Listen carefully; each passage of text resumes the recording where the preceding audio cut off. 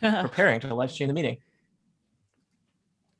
There's a progress bar on my side. It's about So 50%. I'm going to let's try. What happens if I push this button? I think all your audio might go away, but let's try it. I'll be back. Give me a second. Okay, I'm not going to press it now. So wait, James, are you live streaming to YouTube or no? Yes. It's But a different streaming. YouTube? No, this is Zoom streaming to YouTube. OBS, I'm going to save to disk because I can't stream yet. Okay, I clicked the stream to YouTube button already. Okay, that's good. That's fine. I'm recording. That's it. I'm recording the Zoom. Are you doing stuff in OBS? Yes, I'm gonna run OBS like we were streaming as a test. Okay, but it's not going anywhere. It's going to my disk, so we'll have a recording. It's not going of to this. the internet.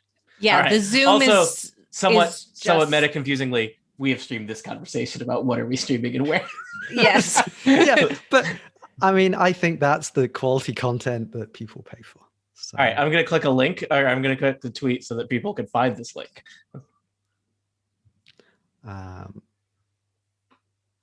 have tagged you all in the tweet, so you can do with that what you need. We have 6 people watching.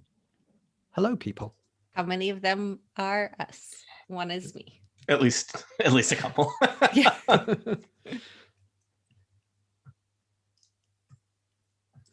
I shall retweet the thing. Let me see. Dan wanted, because there were issues with totalpartykill.live, which is why I sent people directly to the YouTube link instead of. It looks like totalpartykill.live works. Yay. And the chat works too. I'll let Dan know. So that because he spent a lot of time trying to fix a thing that was, as far as we could tell, not fixable. Nice. Just to give you an idea, I am sending you into the Slack what I'm currently seeing in OBS. It looks almost authentically Total Party Kill. 9 people watching, 6 are us. Yeah. Got names and everything.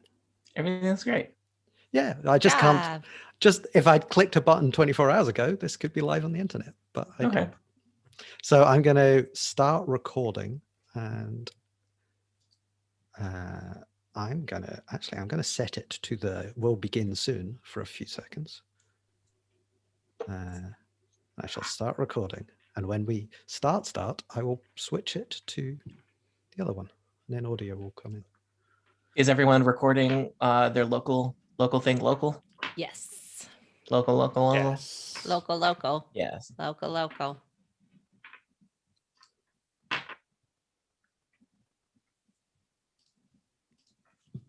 All right. Any reason we shouldn't play Dungeons and Dragons now? I have no idea what I'm doing. Many reasons, but none of which are a good enough excuse to not start the podcast. Yeah, that's fair. All right. Everyone has Roll20 open. Everyone is recording. Everyone's got your character sheet with your new level 1 character, who will be delightful. Yeah. Yeah. Yes. Absolutely. Okay, I'm going to switch on. It'll be fine. Right, I'm going to switch like I had just unmasked us on YouTube. I'll press the button. Yeah. Okay. That works. All right.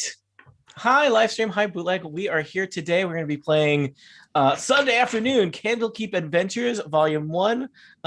We were going to play some Dragonforge and Associates, but that got rescheduled due to player availability. So I already had an afternoon free. So it was like, why not run more Dungeons and Dragons, Tony? And there's no one in my life or in my head to say, why would you do that? So I think I say that to you from time to time. I don't listen to you. I'm aware. I'm aware. A lot of our friendship is based on me not listening to you, Aline, and you not minding that. So it goes both ways. Fair. Totally fair. But yes, I have recently purchased the Candlekeep Mysteries book, which advertises itself as an anthology of 17 mystery-themed adventures for the world's greatest role-playing game. They mean Dungeons and Dragons. These are adventures that all are loosely hung around the Candlekeep Library, which is a fancy location in Dungeons and Dragons. A lot of them are predicated around getting sucked into books, just to warn you. But I've read a couple of these because I've run the level 1, which I'm running again today for this group. I'm planning to run some of the higher level ones for a group that is higher level, and I've run out of published materials that I like to use with them, and they like puzzles. The adventures I read included some light puzzle solving, which for some players is a huge plus, and for other players, you could probably remove those parts of the adventure pretty easily. But I think we're gonna dive in and do the thing. I am watching the YouTube chat occasionally for people who are doing stuff. Egon0119 says, "Nice to see you, Monty." Presumably, they don't give a damn about the rest of us. So, yay, Monty! I know, I'm being a jerk. So, really, Tony, when this goes off the rails, it's all your fault. Is what I'm. It's always my fault, except when it's your fault. When have we ever taken an adventure off the rails, Tony? Never. Even my adventure that was literally on rails, on train rails, you derailed. So what an adventure. All right, let's do this thing because I want to see if I don't know if we will. It seems unlikely that we'll finish the adventure in today's sitting, but it is not impossible if we move quickly, which we're very good at doing. So let's do this thing. I have to remember how Total Party Kill adventures start. For something I do several times a week, I always reach this moment where I'm like, what am I doing? I'm also just going to double check. I am actually recording, not just thinking that I've recorded. And everybody else is double checking that they are actually recording. Recording in 3 places. Mm-hmm. Excellent. That's a good intro. Yeah. Thanks, Monty. I'm glad you're here. Welcome back to Total Party Kill. It's me, Tony Sindelar, a dungeon master, or as I prefer to be called, a master of dungeons. We are here today to play a brief adventure. We're playing the first adventure in the Witches of the Coast published D&D Candlekeep Mysteries Adventures, an anthology of 17 mystery-themed adventures for the world's greatest role-playing game. They say somewhat arrogantly on the cover of the book that I purchased. And I've assembled today a crack team of players who have built new level 1 characters that we are going to take to Candlekeep, a destination you will hear about very soon. But let us meet our players, and they will introduce. I will introduce them. They will introduce their characters, and we'll dive into things. First up, it's Elaine Sims. Hi, Elaine. Hi. I have no idea what I'm doing. I play Lapis, the Tabaxi cleric, and our pronouns are she/her. Thank you very much. Also joining us, James Thompson. Hi, I'm playing Martel Mainsplain, who is a Leonin Ranger, which is basically a giant lion. And he frequently talks about himself in the third person. Pronouns he, great. him. No way that'll be annoying. I really appreciate the quality of work people did on the names for these characters that we may never see again. Also joining us, Kathy Campbell. Hi, Kathy. Hello, I am here to play Hermione, a centaur fighter, and both of us use pronouns she, her. Next up, it's Tiff Arment. Hi, Tiff. Hey, welcome back to you. Have you been replaced by Vampire Tiff, who's running the podcast? I'm Tiff. I'm the she/her, and I will be playing a he/him this time. I'm playing the rock gnome druid Paulie Quartz. Oh God. I tried to imagine in my head what Paulie Quartz's voice was going to sound like, and it was near that, but somehow not as bone chilling. Yeah, you could probably figure it out. Yeah. It's okay. I have a great halfling fighter in a campaign Will Wagner runs, and it's, hey, I'm Hobart this face, born and bred, Baldur's Gate, don't mess with me. And it's nobody likes him. Anyway, last but certainly not least, we're very excited that he is here and doing well. It is Monty Ashley. Hi, Monty. Hi, I'm Monty. I'm playing Townley Mountain Taker, and Townley used to be sort of a nerd who was like researching the flow of alluvial floodplains, but then he was visited by the Queen of Air and Darkness, and now he's a warlock. Nice. as Um, happens so frequently. Yeah, it's usually you have to go to grad school for that, but it it can happen to anybody. All right. He gave him magic eyes. So our adventure today, we're going to jump right into it. Our adventure starts at the gates to the Candlekeep Library. Now, the first thing people frequently ask me about Candlekeep is like, wow, a big famous library. What city is it in? And I will tell you that Candlekeep is effectively a city in of itself. It is like a city that is a library.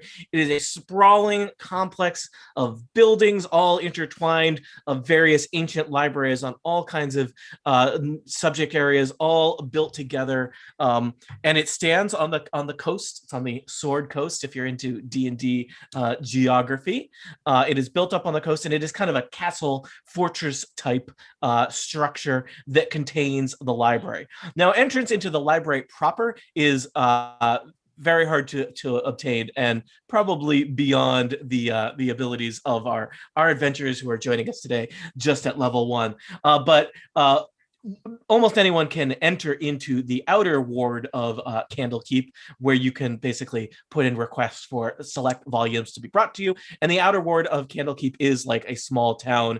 There are in fact 2 inns. There's kind of the party inn and the quiet inn. There's stables. There's a blacksmith. There's a bathhouse. There's a temple, a temple to Ogma, the god of knowledge.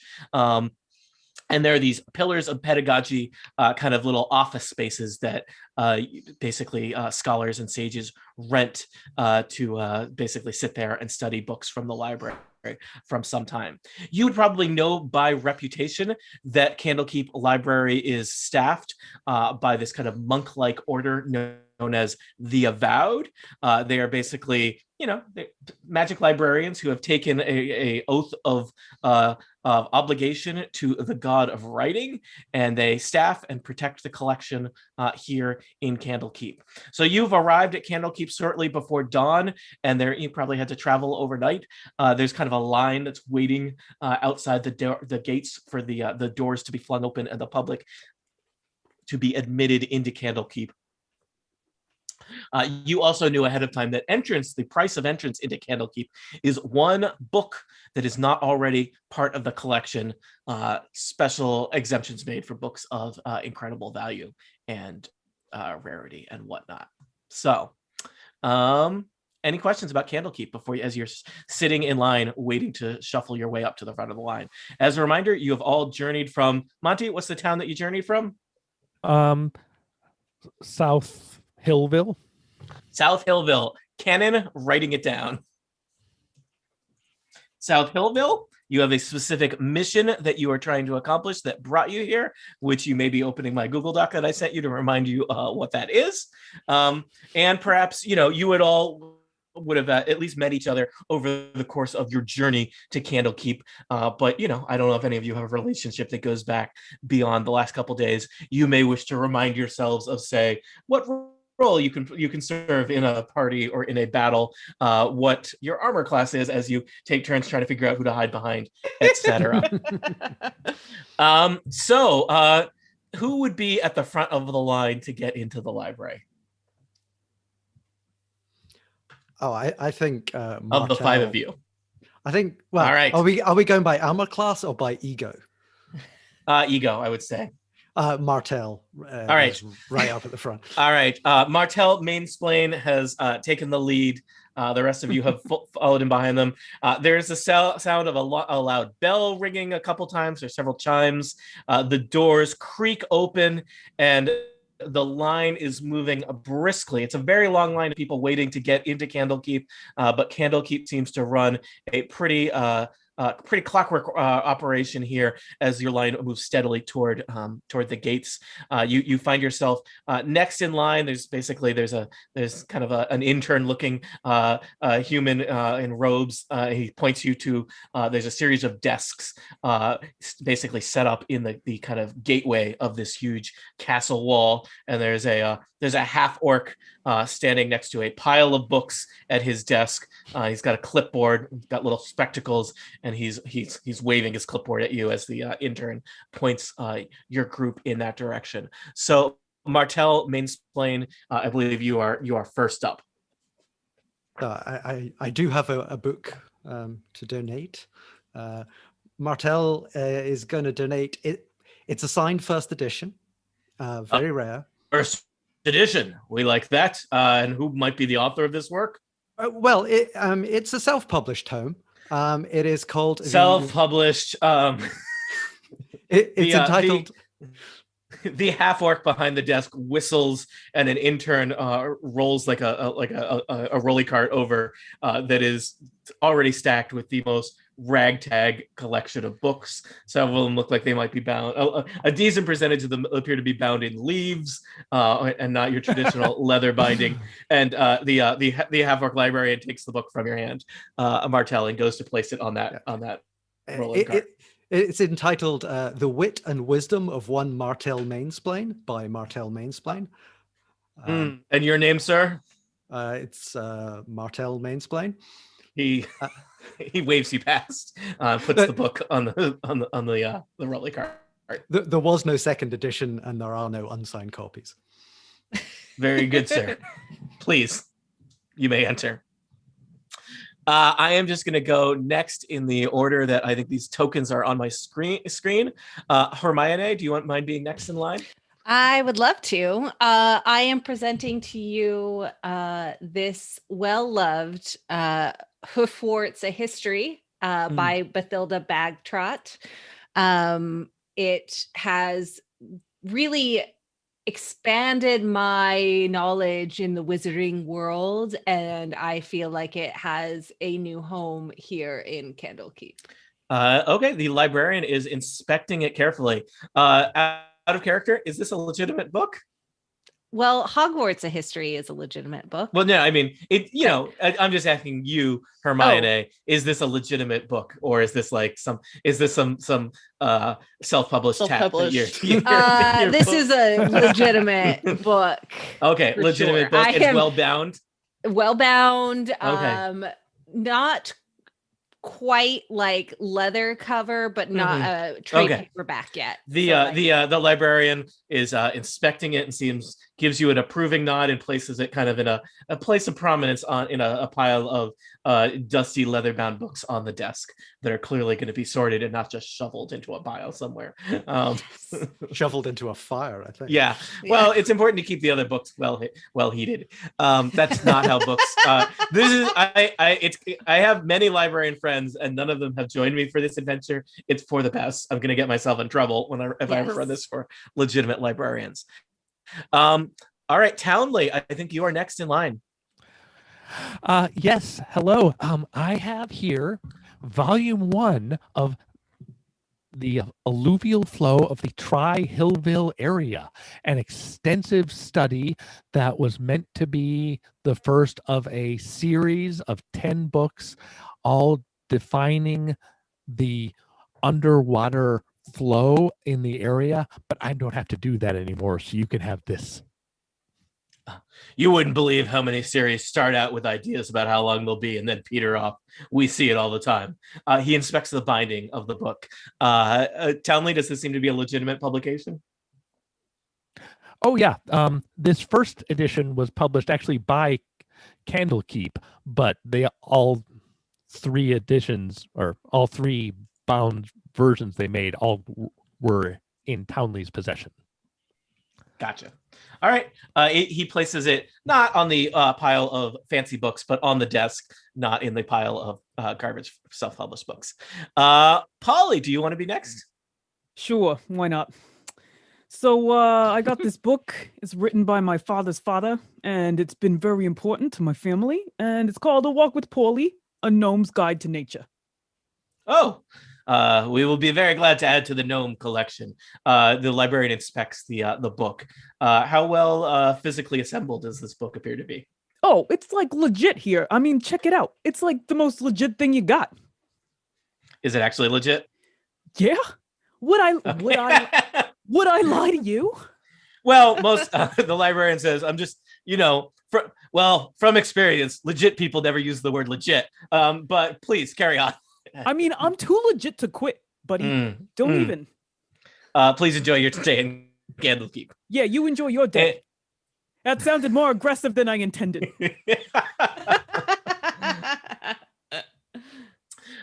And last but not least, I believe in the line is Lapis.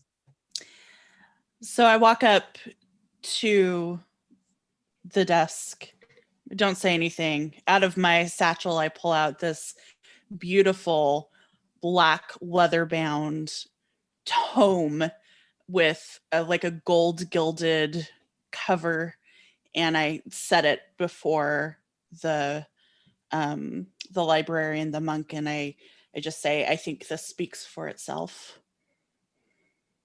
The librarian inspects the book, seems very impressed with it, and goes to put it in the, I believe, the collection of good books, which so far from your party only, I think it probably has her with Hermione's and Townley's books. I wrote a whole blurb for the back of my book, I'll have you know. Yeah, a lot of authors do that for self-published works. So, A whole blurb. Monty, you're Olympic pop if you can do anything about that or not. It may just be internet things, but I'll just letting you pop out of the Zoom and come back in. Sorry, James. Okay. That's okay. All right. You are waved past Lapis, and all of you kind of shuffle into the main courtyard of Candlekeep. Do you see the map of Candlekeep on your screens? Yes. This is not a battle map, it's just a geographic map of Candlekeep. So there's this big courtyard known as the Court of Air, which is basically kind of the central place where visitors arrive. And from here, you could go, to a temple, to an inn, to the bathhouses, the stables. There's a special house of binding, so you are not allowed to remove books from Candlekeep, but you can arrange to have copies made. Only the avowed and very special VIPs are allowed into the inner sanctums of the library, which they would enter through the Emerald Door. But yes, there is kind of in the middle of this. It's not on the map, but I've decided it's there. A very prominent, because it's a library, information desk. Kind of a kiosk style setup that I imagine would be staffed by interns. Monty, are you back with us?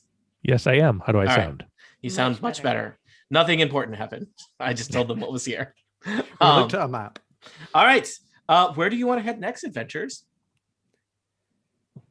The erudite outfitters and clothiers. That sounds amazing. Do you want? Is this an adventure where you're going to go shopping?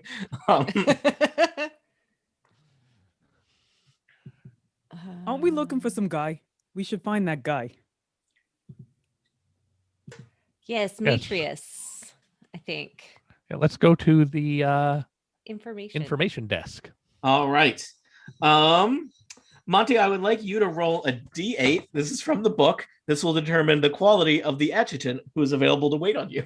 Ooh. 6. All right. So you head up to the information desk. It's like a nice little kiosk. Kind of doesn't look that much fancier than the kind of place that you might buy lemonade from a small child. There's a couple surly looking teens behind the counter who avoid making eye contact. There's an older human scribe who's kind of manning the front desk. He is standing next to, on one side, there's kind of a large sign proclaiming the rules of Candlekeep, and to his other side, there's a stack of pamphlets talking about how great Candlekeep is. So this 67-year-old human scribe who's wearing kind of intern robes is standing there waiting to help you out. Welcome to Candlekeep. Take that, Polly. I can be annoying too. It's Paulie. I know what I said. Thank you. How may I be of help here in your stay in the world's greatest library? Are you Matrias? No, my name is Oren Glass. Why are you Matrias? Guard. I don't know who that is. The wise sage known as Matrias? We have Everybody knows a lot Matrias. of wise sages here. But how many Is he named Matrias? visiting? Do you have a meeting with him? Yes, we do. Hold on. Orion Glass disappears behind the counter. You hear the sound of a lot of books and stuff being moved around. He pulls out a large, looks kind of like a guest book at a fancy hotel. It's huge. Looks like it weighs 25 pounds. It as he drops it down on the counter, and he starts flipping through it. What was that name again? Matrias. Could you spell that for me? Matreous. Matrias. And he would have checked in recently. Is this a hotel? Yes. Thought it was a library. Well, Oren starts flipping through the pages of the guest book. And he says, yes, Matrias, a visiting sage. It says here he is from, I wrote it down, it's canon, South Hillville. Yeah, he's been here a couple days. He's got an office reserved in the Pillars of Pedagogy. Would you like me to take you there? Yes, please. Sure. Definitely. Of course. All right. So Oren manages to recruit one of the other interns who are all surly teenagers to actually do their job. He puts the guest book back under the counter, and he comes out from behind it and leads you over north to the north side of the Court of Air. So basically, the north side of the outer area of Candlekeep is this kind of little walled off section. It's called the Pillars of Pedagogy. They're all these kind of stout circular little towers with flat tops. Some of them have like nice little bridges connecting them. And he explains as you go, yeah, so your more notable sages and wizards and scholars and book reviewers, they rent offices here in the Pillars of Pedagogy. And yeah, so that for quiet study. And we fetch them their books. Some of them take their meals here. And yeah, and I'll take you. Let's see, Matrias, he was in Tower 4, Office 5. Or was that Tower 5, Office 4? Anyway, let's go. And he heads into the area. There's another kind of stern-looking librarian in purple robes who, seeing that you're in the company of one of the adjutants, that being Oren Glass, isn't too worried about checking you in for making sure that you're not bringing anything illegal into the Pillars of Pedagogy. But he does kind of he just puts his finger to his mouth and taps a large sign that proclaims the rules of Candlekeep. And perhaps it would be a good idea to remind you of the rules of Candlekeep, whether your particular characters are invested in following them or not. But this is the second sign proclaiming the rules of Candlekeep. And the second sign, I'll read this one to you since you didn't care about the first one. There's 4 main rules of Candlekeep. No fighting, and then no stealing, no copying, and no damaging, marking, or otherwise modifying the works. So Oren Glass is going to take you down the hall, and one of the first things you know is as you pass through the gates and into the area of the power of the Pillars of Pedagogy is that it is deathly silent, and in fact, your own footsteps on the stone floors make no noise. I have hooves. Not your feet. clopping hooves Thank you. make no noise. Your hoof steps. It is silent. And Matrias leads you down several twisting passageways across a little courtyard into what you hope is the correct tower, up several flights of stairs, and down another hallway. Anything you want to do along the way? I just want to look around. Like, is it just a like stone? Is it lined with books? Like, what's going on? It's all stone, and basically the tower that you are being led through, it is just these kind of twisting, curving passageways that probably line up with the circular structure of the tower itself, and the walls are basically just lined with kind of tightly packed doors that must lead to little offices that people have rented. There's no windows in the door, so you can't see what's going on behind them, but they all have like little brass numbers kind of affixed to the outside of the door. You'll notice that several of the doors have like a little like a little kind of sheath of paper on like a hook hanging next to it that perhaps indicates instructions or maybe books or they've taken out or food orders or something like that, perhaps suggesting which offices might be occupied or not. And it is, again, incredibly silent. Your footsteps make no noise, and none of you have stopped to say anything, but you can't even hear yourself breathing. That's how, which is kind of an weird, unnatural silence. So after a certain amount of time, Oren Glass leads you to he stops at at an office door, and he takes his hand up and he makes kind of a knocking motion on the door, but there is no sound. He stands there, waiting patiently, kind of rocking back and forth on his heels. We're all just being polite and staying quiet because that's what the rules are. Yeah. He turns and smiles at all of you, kind of nods his head. Can I try and yell? The rules didn't say anything Polly. about yelling. Yeah. Polly, you try to yell just for my own knowledge. What do you try to yell? Well, I trip a little bit and I go, son of a, for a sec. So the rest of you see Polly trip, and Polly's mouth goes open, rather large, I would assume, as if some kind of exclamation. But no, there's no sound. And then I mouth, what the?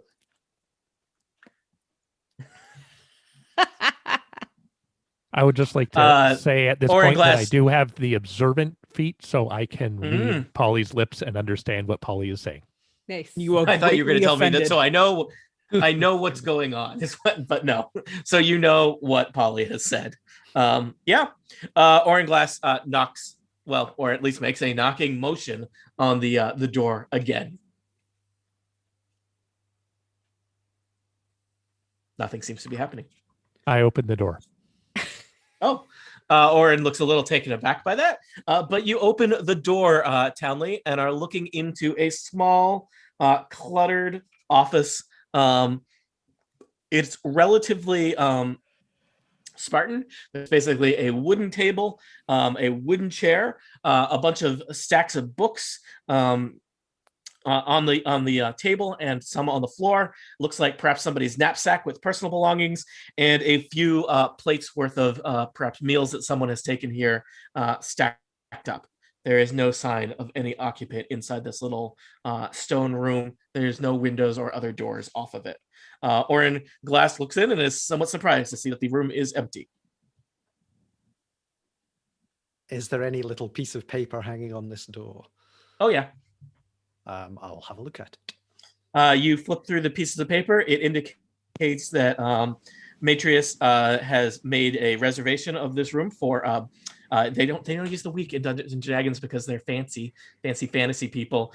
They call it a 10-day. Can you guess how many days are in a 10-day? 12. No. And he checked in about 5 days ago. So he still has a good number of days left on his reservation. There's also indicates here his meals, and it looks like he was having 2 meals a day delivered from the inn across the courtyard. But that has dropped off about 2 days ago. I'm sure he's fine. Yeah. Are any of the meals? Let's go home. Are there any meals here that were uneaten? Like, does it look like a few meals got delivered without anybody here? It does. It looks like there's a day's worth of plates stacked on the table. It looks like he has basically not ordered another meal recently, and so no meal has been delivered that has gone unconsumed. So there's just dirty dishes that someone has eaten off of. Can I tell how long it's been since a meal was eaten? I think, but you literally know from basically the receipt in the piece of paper that Martel is looking at, and looking at the kind of cold, dirty, crusty plates. It has been 2 days. I would like to look at like the desk, the main workstation, to see like what he was last working on. All right, there is one book kind of placed in the center of the desk. with a little notebook next to it. It's a very fancy looking book, and it is marked as being part of the Candlekeep collection, whereas the other books may be things that he brought with him. Let me just find I've got a picture of the book for you. Ooh. It looks like this. Is that That's a showing up on hell your of a screen? book. Yeah. Oh, I'm sure that's totally fine. Yeah, nothing. Yeah. The book is it's a heavy tome. It's got ornately tooled leather covers. They've got a nice kind of gold filigree. This is a fancy book, people. It's got the image of an imposing looking, let's just say magic-y looking person on the cover of the book.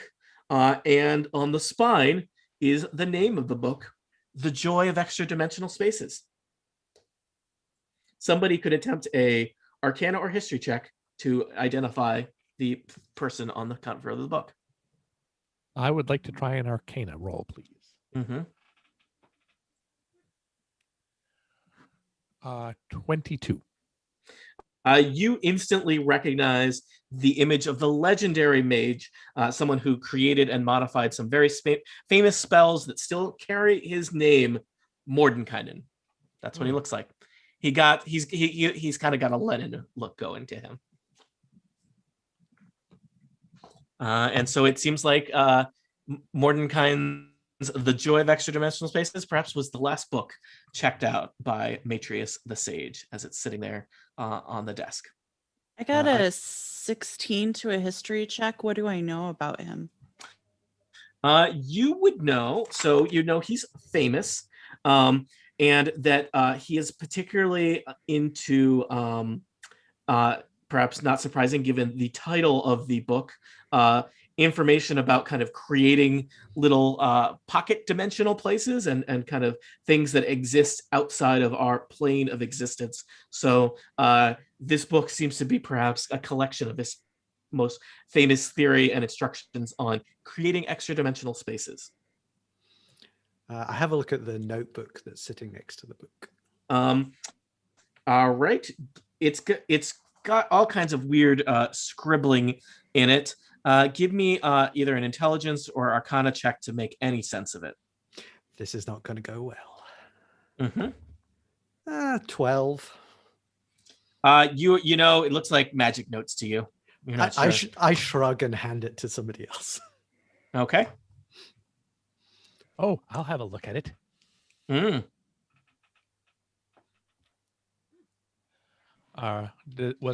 Glass is like, this is very strange. I wonder if we should report him missing. Wait, we can talk to each other now? Oh, yeah. Once you're in the office, you're fine. I got another 22. Wow, really burning those high numbers now.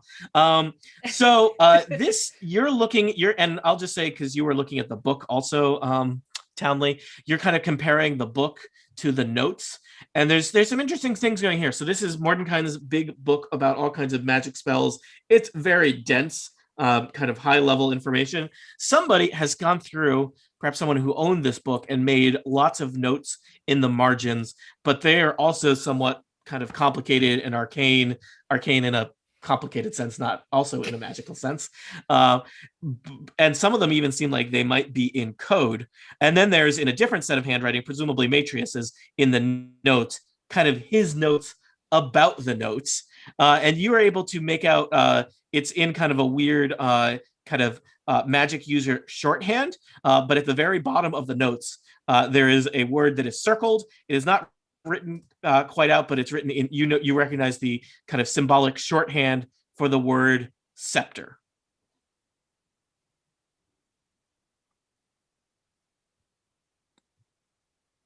I look around the room for a scepter. Okay.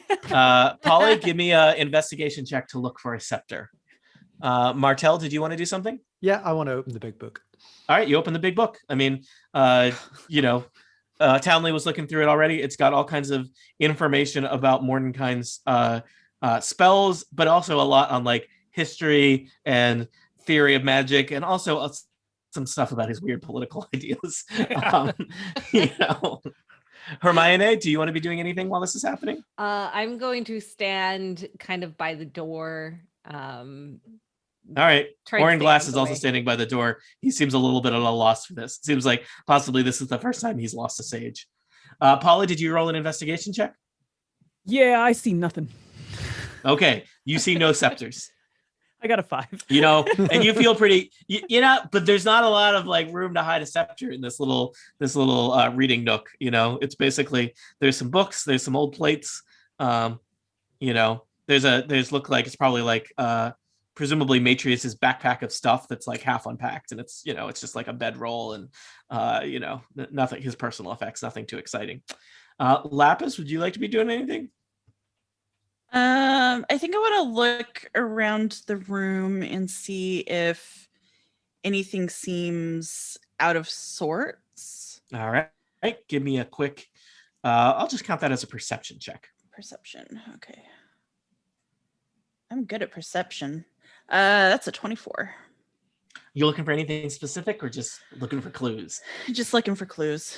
No, it seems there's not a lot to this little, this office is basically a large closet, no windows, no other doors. There's no sign of a struggle. It's like, the scholar just walked away.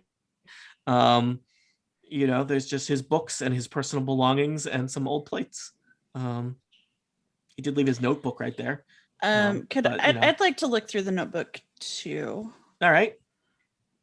What check was that again? I've been having people make an intelligence check. Intelligence, okay. It's only a 13. Okay. You are able to make out the kind of the keyword there again, scepter. That's like circled. There's basically like I'll say that you also notice the word seems like probably a name. Fistandia is mentioned a couple times. Is there an index in this big book? Sure. Can I look and see if there's any mentions of scepters or that other person? There is no mention. As you're flipping through the book, you notice just inside the front cover, someone has written the name Fistandia. Below that is stamped like property of Candlekeep Library. So Fistandia probably did the first round of notes inside the book, it sounds like. Can we ask our guide if they know this Hello. person? What person? This Fistandia lady. Or dude. I don't know. This person, this who are they? Do you know? Excuse yes. me. Let me try and make that more polite. Excuse me, kind person. I would like to know about this other person. Thank you. Oh, yes. Fistandia. Well, I've never met her myself. I think she's from before my time, but she was an important scholar and magic user and a frequent visitor here at Candlekeep. I think we've got a whole wing of one of the libraries that's named after her. She donated so many important works to us. I think this used to be her office as well. She spent a lot of time here. I hear that she was very kind and knowledgeable. You keep saying like the past tense here? Is this person dead or just not here? I mean, I've never met her, and I've been here for 57 years. But you don't know if she's dead or not. I don't know that for certain. Interesting. Lapis? Do you know anything about, did she have a scepter that she carried with her? I don't think that she is known for that. Do you know of any scepter? You know what, Lapis? Yeah. As you said the word scepter, the book glowed. And whoa and a wall of the office suddenly also starts to glow with a similar kind of orange energy, and there is suddenly on the blank stone wall a set of ornate oaken double doors with fancy kind of brass and gold fittings to them just kind of appear. Orin Glass seems kind of surprised by this. It seems like scepter may have been a command word that would open up some kind of portal that I was waiting for any of you to say out loud. Hey, everyone, I think that word might have been some sort of command word that made stuff happen in this room. Polly might have said scepter first, but possibly in a, There's no way to know. possibly in a heavy enough accent that the spellbook was unfamiliar with it. So It's Speech just recognition is so difficult. I have Just a like friend Siri. with a dog. I have a friend with a dog named Tarzan, which I think is a pretty good dog name.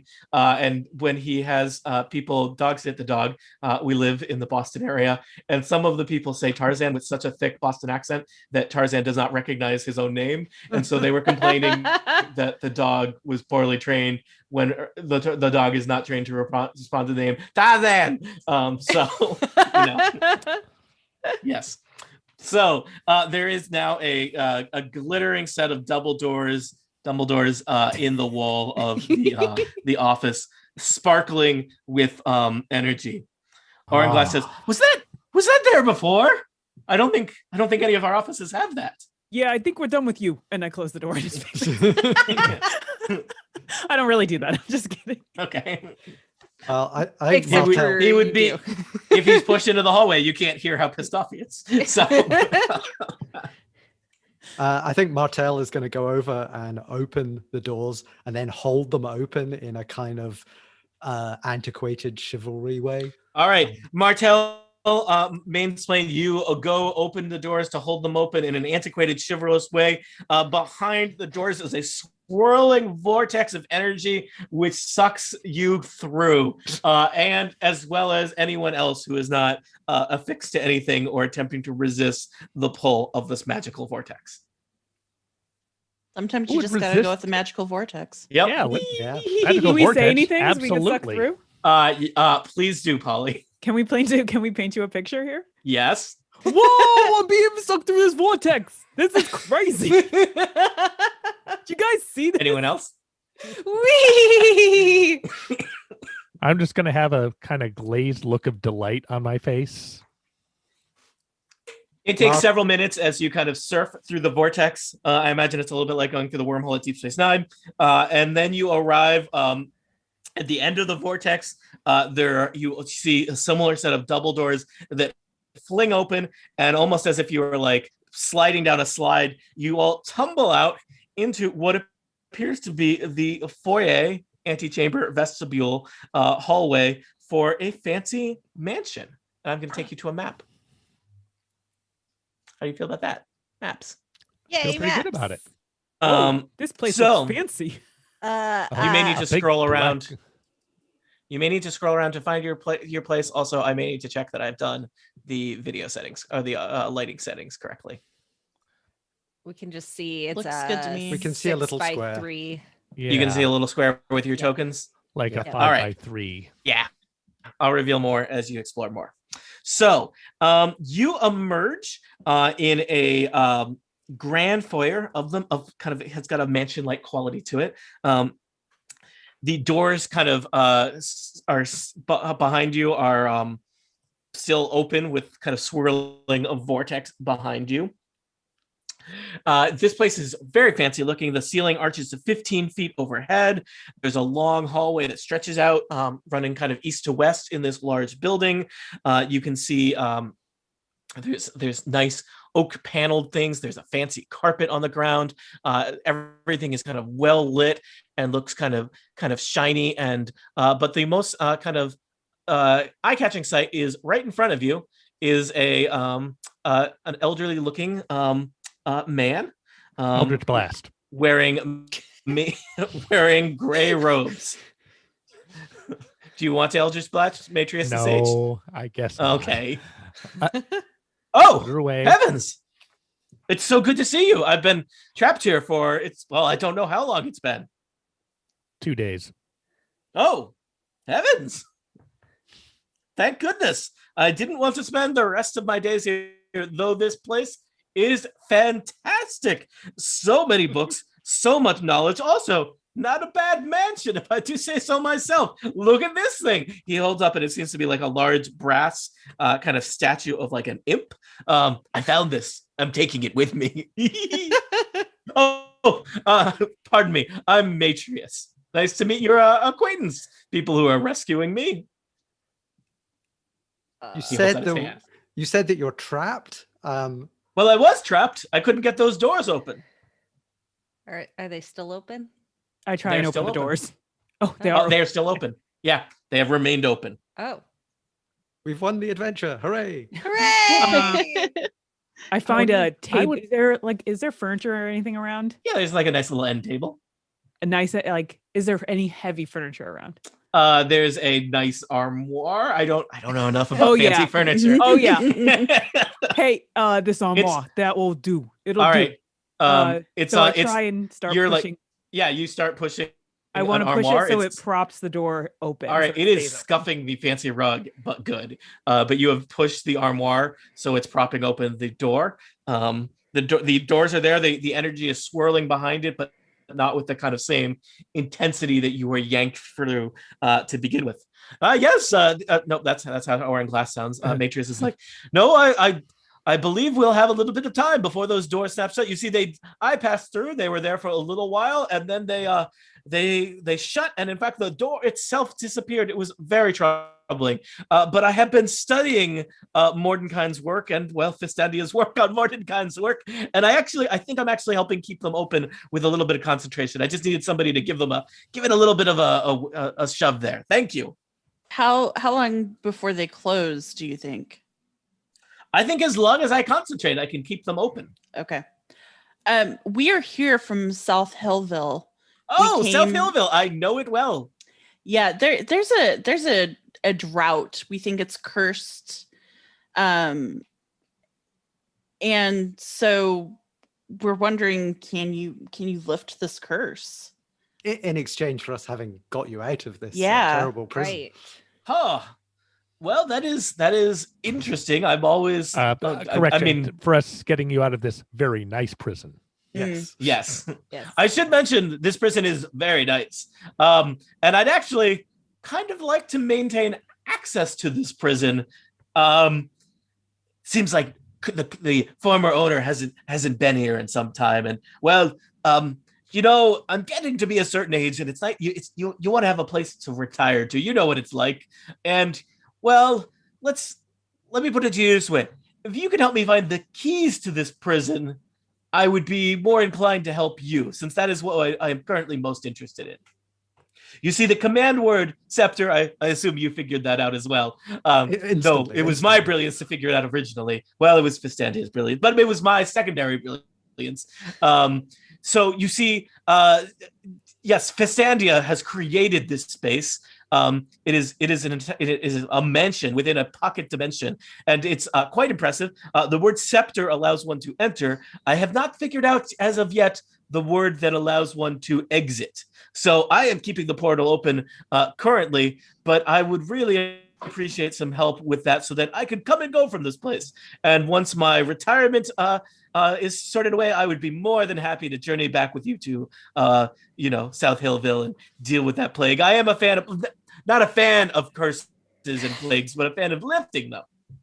And I was born and bred in South Hillville. I know it well, though it's been some months since my travels have taken me home. So what do you say? Do we have a deal? You were born and bred? How does that work? Well, I mean, I was born and I ate bread there. What does it mean where you're from? Oh, I thought you were born into some bread. I don't know. It was a whole thing in my mind. Oh, no, I don't think so. But my memory of the event is limited. I'm sorry. I get very easily distracted. I know what it's like. Martel was born into bread, but in the money sense.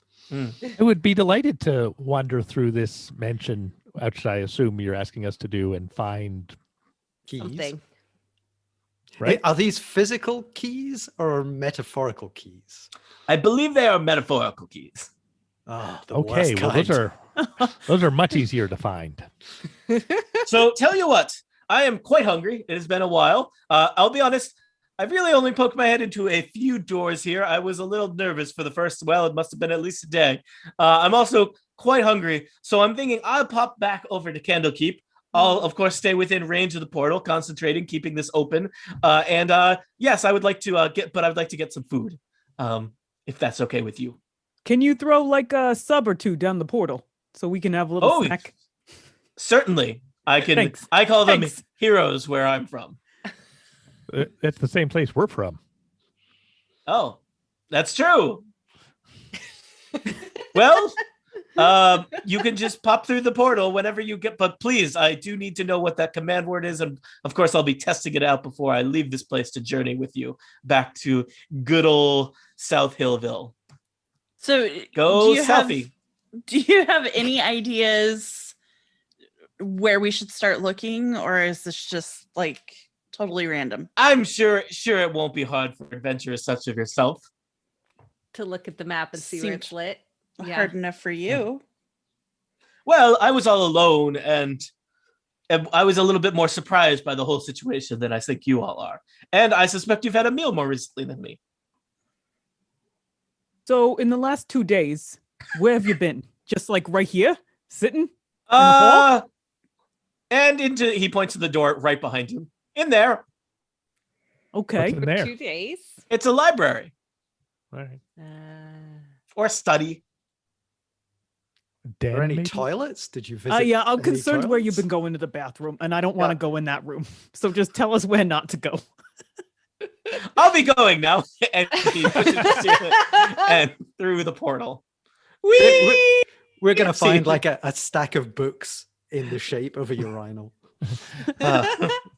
He's I'm only been very reading upset that Hardy he Boys does tell books us. this whole time. Yeah. And one Nancy Drew book that's like hidden under the five Hardy books. There's nothing wrong with that. He's truly he is prisoner both to toxic masculinity and a magic mansion that he was stuck in. So you hear him say "wee," and he disappears. And you also hear his voice called it. Oh, this is exciting! I think my voice carries through the portal. Can you hear me? Yes. Yeah. Very good. Can I order anything for you? You said 2 subs. Meatball, Meatball Parmesan. subs for More than everybody. 2. Like All a right. pizzone. the gabagool. Can I have a cannoli, please? Okay, let me write all this down. Just all the Italian food you can find. Oh. You hear Matrias scream in pain, and the portal clicks close. The doors slam shut, sending the armoire spinning as they move with magical energy. And in fact, as they snap shut, they then fade out of existence, and there's just kind of an oak paneled wall behind them. Martel Cool. does not think we're getting those sandwiches. Wait, is that other guy with us? That the guy? Orin, no, you told him that he wasn't needed. No, we shoved him out of the room originally. Yeah. I mean, we Yeah. saved his life, really. So You did not treat him well, and so he did not accompany you into the extra dimensional space. Strange. And so our adventurers find themselves trapped in some kind of extra dimensional space, but not a horrible space, not a prison, not a dungeon, not a place where a dragon lives, but a mansion. know of. And surely a mansion that will be free of any hazards or traps or deadly things that will thwart them, and they need only explore to find their way around and have some fun, jolly adventures together that will no doubt be free of peril. Will their adventures be free of peril? Who will live and who will die? How long will it be before I eject Tiff from the podcast for doing Polly's voice for answers to questions such as these? Tune in next time to Total Party Kill. Live stream / bootleg. I think we will take a quick break. I'm going to get a beverage, and then we will be back. Adventurers, I will just tell you, this is primarily an exploration centered adventure. So I am going to have you roll initiative and just move in initiative order for the sake of moving somewhat efficiently / not arguing about whose turn it is. But why don't you take a 5-minute break, and then we will be back. I'm going to leave the stream rolling, but I will turn my camera off. So live stream / bootleg, we will be back very soon. Adventurers, any questions for me? We're good? Only got a crit. Sorry. Okay. You should be able to put in your, do you see a turn order with your names there? Yeah. All right. yeah, Do whatever you need to do. I want to stand up and get a beverage. Be right back. I shall do the same.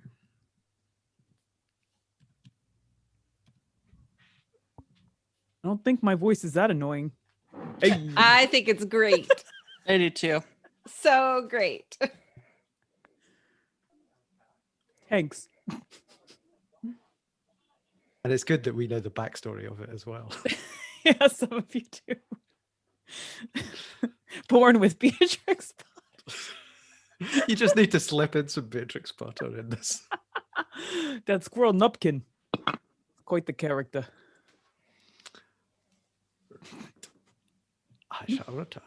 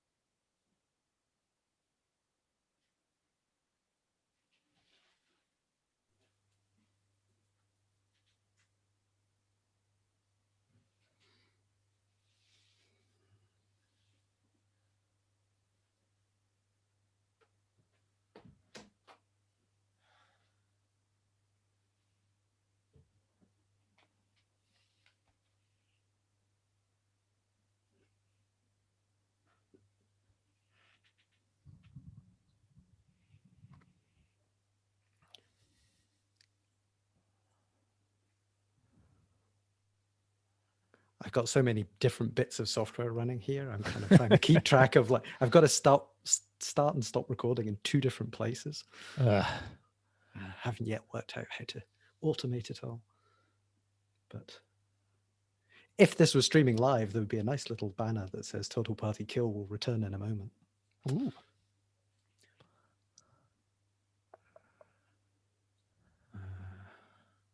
I feel bad because I made a character that's really good at investigating things. And I did not. My character is extremely high wisdom and very low intelligence. Just like My passive perception is 20. what? That's not even work.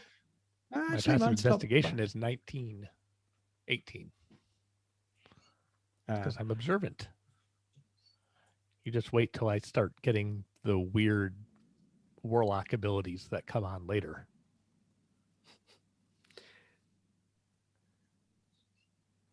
Yeah, I think my character's just annoying.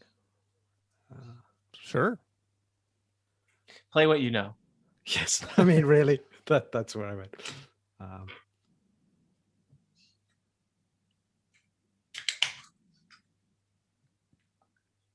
Bangs are a tricky thing with headphones. Also, I still hate the word bangs. Fringe is so much Fringe. better. It's so much It's better. so much better. But then I sound like that American that's trying to not be American by like, oh, fringe. I have my fringe. But it's a better word. It makes more sense. It's like the fringy bits. Like we have the word fringe. And instead we have bangs. Bangs. Whatever. I'm making fringe a thing. Stop trying to make fringe happen. Hold it. My mouth was full and I couldn't say it, Tiff. Dang it. James, you should roll initiative. Oh yes, hang on. I'm going to. How's everyone doing? That was a short break. Are people ready to play Yeah, more? that's Need good. more time? How are we doing in regards to pacing? Just And always a behavior. question. Yes, behavior I know is screwed, but I'm just We're good. we're walking the line. yeah. Yeah, I mean, as soon as we passed that place of binding, I just had to bite my tongue. It's for grivets. Save it for the grivets. We just watched the movie about that, so I mean, come on. Yeah. What movie? The secretary? Oh, Oh, sorry, secretary, not the secretary. which Yeah, is two very different movies. are you thinking of Secretariat? Is that are they Also a different movie. So Yes. very different.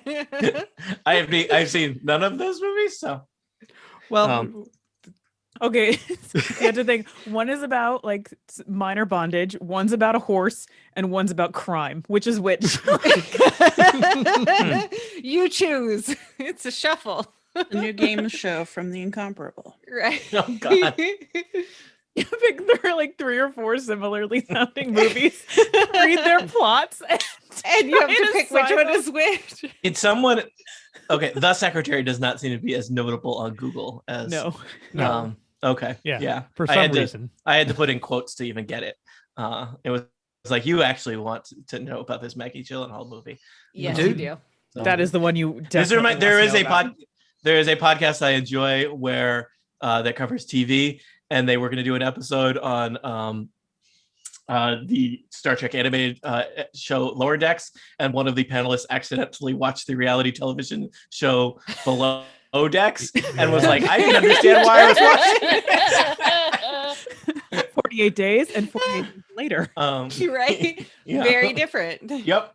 So 9.5 weeks versus 9 months. Very Oh, different. 40 days and 40 nights. you Yeah. The This could be Avengers an and inconceivable the episode. Avengers, the Yes. other one. Yeah. in the UK, well, what do they even call? Yeah, they call it Marvel's Avengers to avoid that, right? no, in the Um, UK they call it Avengers Assembled, the first film. Yeah. Oh, okay. But yes, because you already have an Avengers. We have an Avengers. You have an Adventures and a movie version of them, technically. Oh. Oh yeah. We don't talk about that. I've never seen that, but I know It's it was beloved worth by it. somebody. Monty, the idea that there's a movie that made you go ugh is like I don't like that. Well, it's very, very bad, but it's the closest you ever get to Sean Connery as a James Bond villain, which Yeah. he Mm. really should have done at one point because he had exactly the right I level just- of overacting. I will just had say a there is an flashback. unjust. I was going to say I just had a flashback of him in a big teddy bear suit. Is that correct? Yes, That's right. Yes. I have not seen it, but I have listened to the Unjustly Maligned episode about it that attempts to explain that I guess there was the novel. It was one of those podcasts that was like, let me explain how the novelization makes it all make sense. Where either stuff was cut or not filmed that they then tried to piece together, and it's kind of incoherent. But yes, we should get going if we're going to play 3 hours of TNT today. I Let's do think. that. Okay. All right, we are still streaming on YouTube. I am still recording.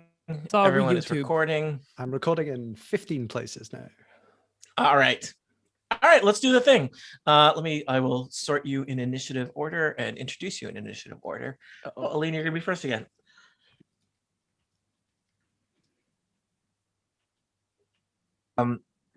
Let's do the thing.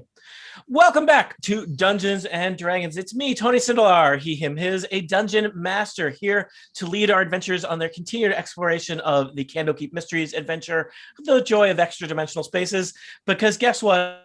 They're already trapped inside an extra dimensional space. The joy of extra dimensional spaces, it's the name of the adventure. It's the name of a book they found in the adventure, and it's the name of the experience they're having as they are stuck in the extra dimensional space. They are required to be experiencing joy. It is the law.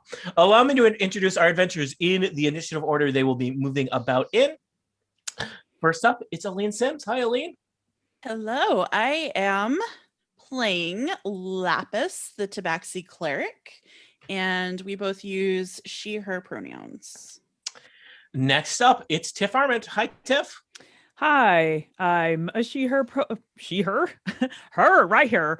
I can't not mess this up. Start over. Take Hi, it again. Hi, I'm playing a he/him rock gnome druid named Paulie Quartz, and he's here Excellent. to talk to you all day.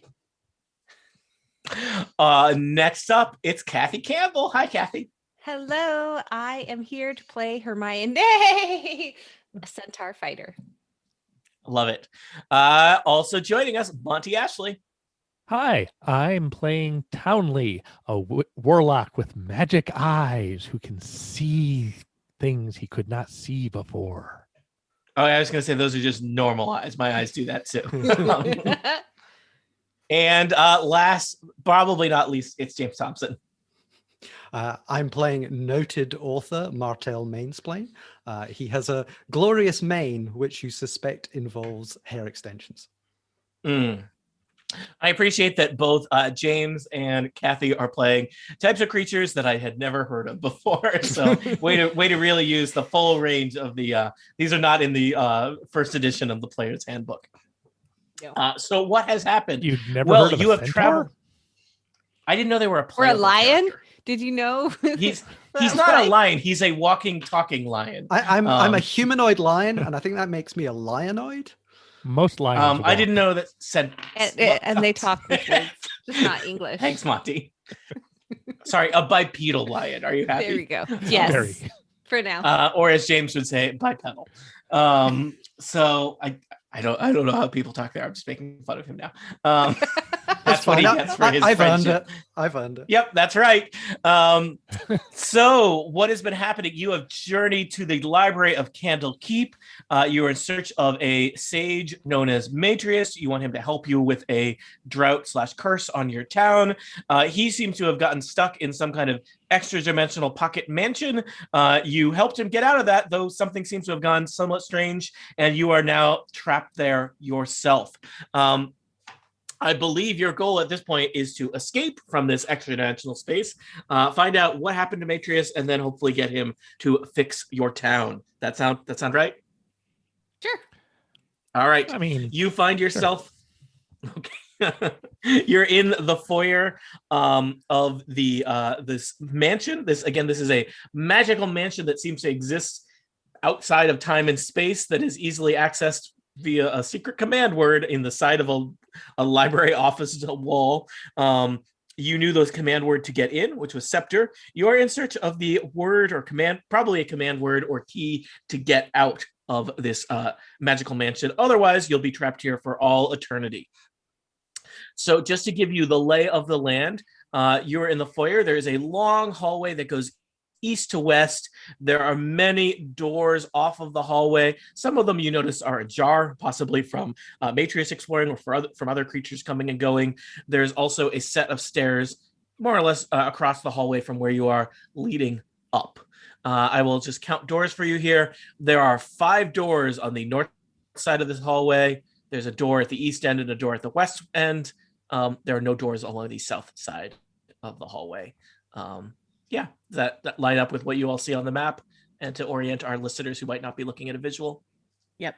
Yeah, I think we should check out the one room that he's been in because we know it's not full of death.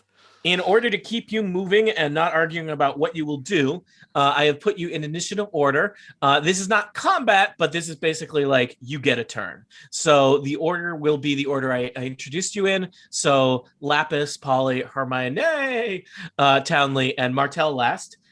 So Lapis, take us away. This is not combat, so you're not limited to like 6 seconds, but try and think of your turn as, in the 10 to 30 seconds kind of range. So he said that he had only been in the room directly in front of us, right? Behind where he was standing. Okay, so I think it makes sense to explore that first. So I'd like to go in there. All right. Let me just find the option to reveal area. So you're going to go poke your head in over here. Cat. Okay. Let me describe this room for you. So there was food. This door. That liar. You have 2 cats here, and you're talking about the door. Third The door to this room was left ajar, Lapis, and so you poke your head in there and step inside. This room appears to be some kind of study or small library. The entire far wall of the room is a floor-to-ceiling bookshelf. Even more books are resting on several large scarlet armchairs and small wooden tables. There's several paintings on the wall. A fluffy black cat is curled up on one of the chairs. It kind of stretches and peeks its head out to look at you as you come in. I will let you do one kind of thing in this room. That could be a check or a some kind of skill check, or asking me for some kind of information. So Okay. do a thing. I would like to examine the book titles, just kind of like, do I get a sense that there's a theme to this room, or? Yeah. Give me a quick perception check. Ooh, that's a crit for 25. All right, you are studying them, and it seems pretty clear to you right away. All of the books in this room were written by someone named Fistandia. Okay. There's a collection of things. Most of them are kind of memoirs. There seems to be a lot of them. Seems to be a lot of volumes. But you were reading about it, and we'll just say you flip open one of them. Fistandia seems to describe herself as a powerful mage and a priest of Mistra. And there's all kinds of basically just her memoirs about all the great adventures that she has been on, and important magical research that she has discovered and whatnot. Okay. I'm going to say that was Lapis's turn. Paulie, you're next. Hey, I'm taken a little aback by this cat. Mm-hmm. And I would like to talk to the cat, but I don't speak cat. So Do you want to roll animal handling? do I have that? Everybody has it to some extent. Oh, right. It's a wisdom-based skill. I mean, okay, so Tiff, I probably never asked you to roll animal handling before in any of our Dungeons and Dragons. So hold on, let me yell at my kid for stomping on the ceiling. all right.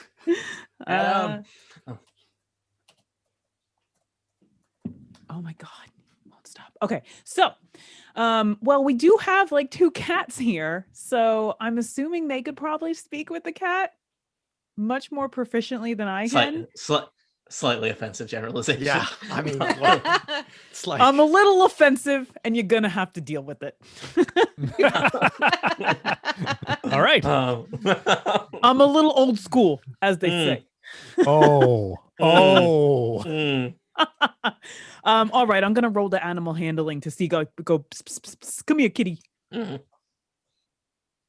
All right, 11. It seems to be enough. You have befriended the cat. Cat's rubbing its head on your leg and seems to be kind of following you around the room and the hallway as you're hanging out in there. Cat seems to be a fan of you. All right. Hey, kitty, you're cute. Very soft. As I'm petting, appreciate this. as I'm petting the cat, I inspect to see if it has a collar or anything. It does not. This cat does not have a collar. That is very irresponsible. All right, Hermione. She is going to we're just going to open this door right here. All right, you head down the hallway. You are headed west, and there's a door that is closed, and you are gonna pop open that door. I like this. None of this searching for traps, listening at doors. We just open doors here in this group that will die quickly. All right, the area beyond this seems to be some kind of like almost like a small gymnasium or exercise room. Yes. But Dungeons and Dragons style. The room contains a battered wooden mannequin and a weapons rack holding staves and daggers. It's lit by kind of an indigo tinted light streaming in through the window on the far side of the room. The floor is stained and scorched. And at the far end of the room, there's a broom hovering in the air, kind of moving back and forth, sweeping. Accio broom. Good animation. You're welcome. Hermione, would you like to do anything in this room? I would like to pick up a stave and start going through some of my workout routine with my All right. staff. Roll athletics.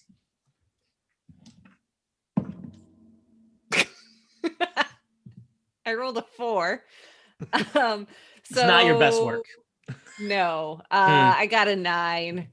You're Nobody following saw us, along. That's okay. There's some diagrams on the wall, and it looks like this was like perhaps someone had a training routine there, but it seems like the stick figure has kind of a wizard look to them, and you're like, this is just not. This does not work for my forelegs. Yeah, It's you just need that. You not- need one of those workouts with sure, it's got a wizard in the middle and the front, but it needs like a centaur on the left. Right. And like a bull holder floating on the right side of the workout, so you can decide which coach you follow along with. Yeah. Yes. I am All right. waiting for that fitness plus option. Mm-hmm. Townley. Ooh, stairs up, you say? All right, you're gonna head right up the stairs. I love it. Splitting the party. Townley, the map for the upstairs is slightly above you if you scroll up, and I just revealed it. So you head up the stairs. The landing at the top of the stairs is occupied by a suit of armor holding a long sword pointed down. It's sitting on a wooden stand. There's a large window kind of behind it with eerie indigo light pouring through it. Just giving a cursory look at this landing, you see a door to the east. I didn't reveal enough, so you probably can't see that door. Door to the east, door to the west. There is also like a hatch that looks like it probably leads to like an attic above the suit of armor. So there are a variety of places you could go from here. Do you want to do anything in the landing or go somewhere else? I would like to open that latch with Mage Hand. All right. You open the hatch. A generous quantity of dust floats down from the hatch. It looks dark and kind of dirty up above. You can see how low the ceiling is just from where you are. I'm going to go to Martel next. Okay. Martel, you are standing all alone in the foyer as your friends have gone off. Since nobody's done it, I am going to come in and I'm going to pet the cat. Okay. I think cat. Yeah. The cat's been rubbing against your legs. You haven't shown it any affection. Well, we can argue about who is better at cats. Roll animal handling. I'm literally a cat. Yeah. Fine. You know what? You have advantage on animal handling in cat-based situations. That's rude. That's rude. Well, I rolled. But when a monkey shows up, I better get advantage. Yeah, fair enough. I rolled an 18. All right, you are great at cats. You really show Polly how to properly befriend a cat. I mean, really, it should have been better than that. I mean, the cat is now friends with both of you and is kind of wandering back and forth between the two of you in this little study. Martel, do you want to do anything else? Yeah, and having done that, I'm going to leave and I'm going to wander down to the end of this corridor and open this door. Open that door. All right, I will describe that room to you, but that'll be the end of your turn. This room. Nope, that's hiding it. I need to reveal it. This room seems to be a library, which is similar to a study, but more. Tall shelves filled with books line walls of this room. 2 more shelves run through the middle of the room. With a 10-foot aisle between them. Several stacks of books are piled high throughout the room. There's a small reading desk with cozy scarlet chairs in the corner. This place is quite cluttered. Let's go back around to Lapis. Lapis, you are in the study currently.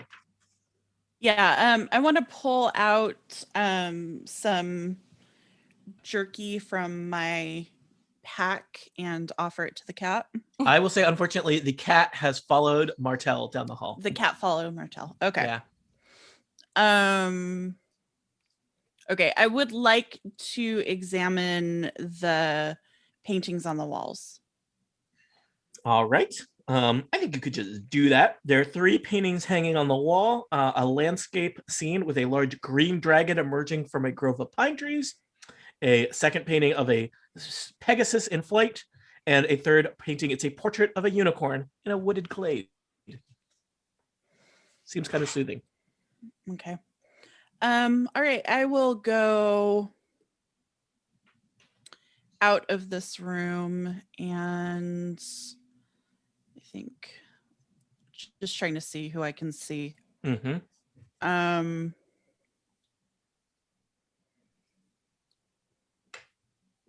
Yep. All right. So I will go out of the room, take a left, and go to the first door on the left and open Okay. it. You want to open that?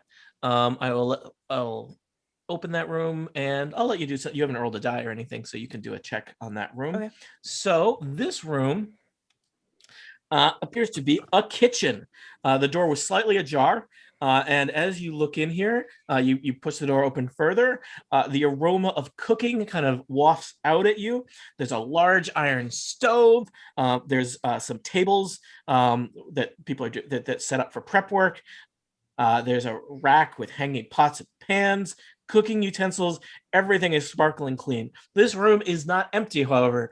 In the corner, there's several cats eating from dishes, and perhaps more prominently catching your attention, there are two small kind of clay-looking humanoid creatures moving around. They've got flapping wings that they use to navigate, and one flaps over in your direction. It's probably about 3.5 feet tall, and it bows low in front of you and says, "Welcome to the kitchen. How can I be of help to you, honored guest?"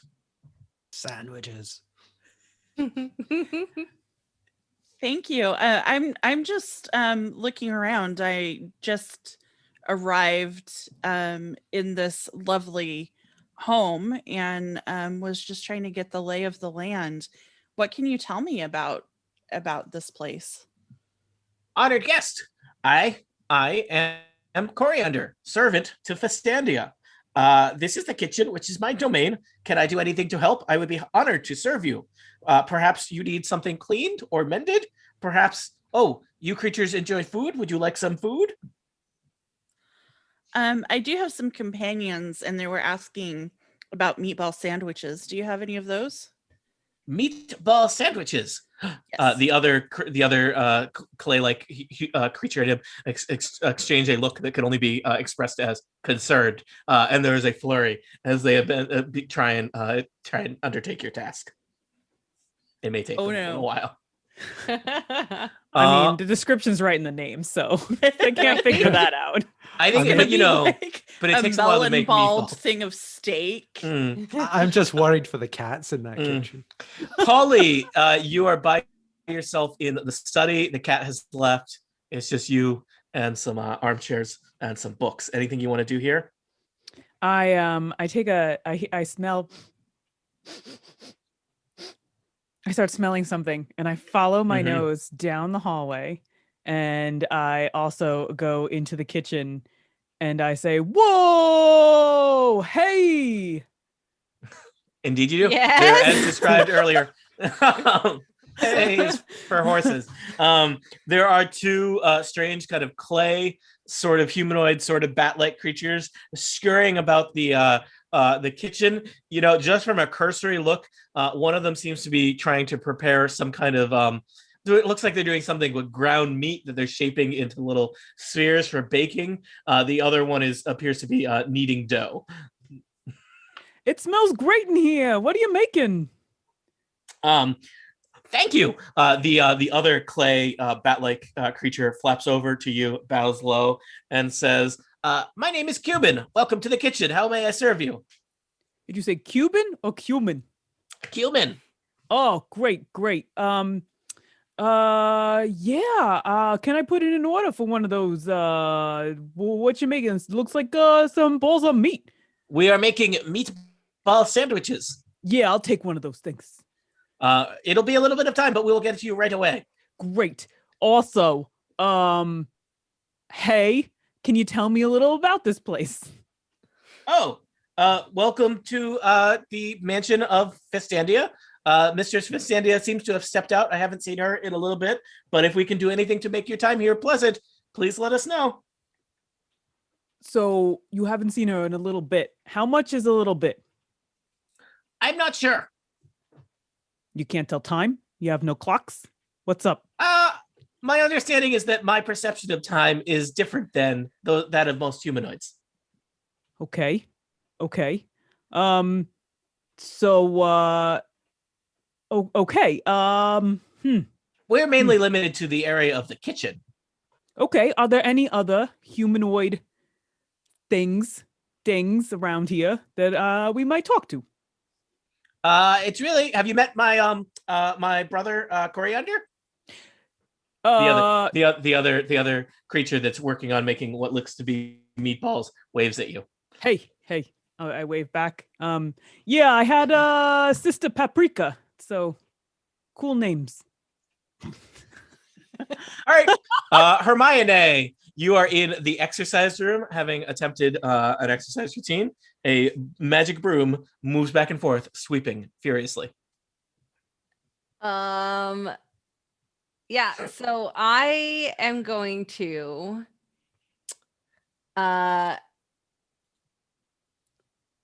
okay, I'm going to go back to the front door, room place thing. And I would like to start saying some random words at the door. All right, there is in fact no door there, but to the wall Or that the- you know the could essence contain a door. Yes. where we entered the space from. All right, you're going to Yes. say some of your favorite words. How many Yes. favorite words are you going to say? We'll start with 3. All right, this is Hermione's 3 favorite words. That start with Word S. number 1. That might be similar to words that got us in here. So we're All gonna. right, what do you got? Number 1. Sword. Sword, or sword. Sword. Nothing. I can't say it not like Polly now. Yeah, I know. It's Hey, I'm infectious. What is language but a disease? Sword. Nothing seems to happen. All right. Next, we're going This with adventure may take a very long time if you try to guess crack the command word. All right, word 1. Stave. Or staff. Or staff. Does not seem to have any effect. Okay, and shield. No effect. Okay. All right, 3 words. I don't know if you want to write those down. Oh, I That wrote them didn't down. Don't work. worry. All right, thank you. And All right, cross them off. Hermione. Yeah. I think that is your turn. Yeah. Townley, you went up the stairs. Are you peeking into the attic? Is that what you wanted to do? Yeah. All right. Now I will tell you, there's a little hatch that you mage handed open. Might be a little hard to get into that trap door by yourself. Be easy if you had someone to help you, or I'm gonna have you make an athletics check. Oh, I'm in that case. I will just open this door to the east. Okay. So the door to the east opens to a tiny little hallway that continues east for a little bit. There is another door at the end of it that's ajar, and there is a door to the south of that. I'll let you keep going. You're going to keep going east? Yeah. All right. You push open that door, and this leads to what looks like a bedroom. Good news, there's another cat you can all compete for the attention of. This is an open and airy bedroom. A canopied bed with rich scarlet curtains occupies one corner. There's a chest of drawers with a jug and a wash basin set up on it in the other corner. There's a fluffy black cat napping on a scarlet easy chair. One wall is covered with a large painting of a gold dragon perched heroically on a mountaintop. Townley, would you like to do something in this room? Is this a window or a door or something over here? There is a door on the east side of this room. Charging right through, ignoring the cat. All right. Ignore the cat and everything else in my great room. All right. You open this door. This seems to be an exterior door to the mansion, and you are looking out onto a balcony. There's a kind of nice wrought iron balcony with some slate flagstones. But what really kind of dominates the appearance is that the balcony just looks out to a swirling miasma of purple energy of the vortex of the mansion seems to be built in.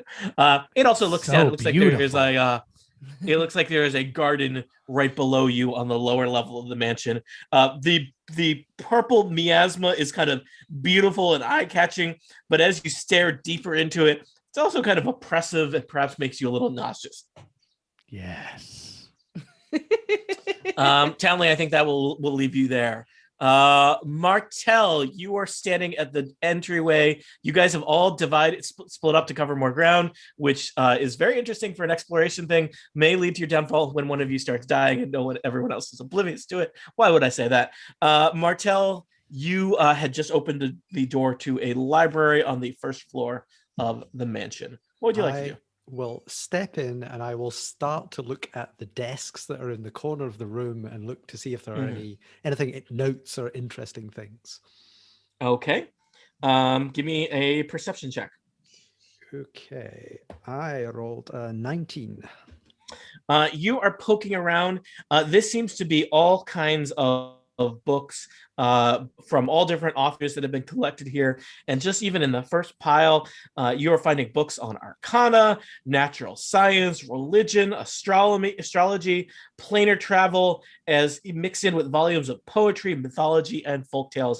It is a small but well curated little library. I will set. What did you roll? 19, I think. I will tell you, as you're looking around, a book catches your attention. It is not on the shelves. It's not on the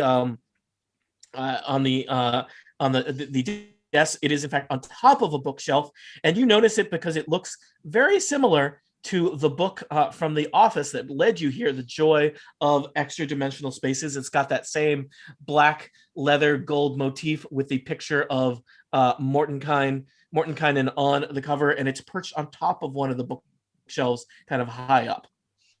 Oh, I'm going to get that. All right. You're going to maybe have to climb the bookcase a couple steps to get it. Yeah.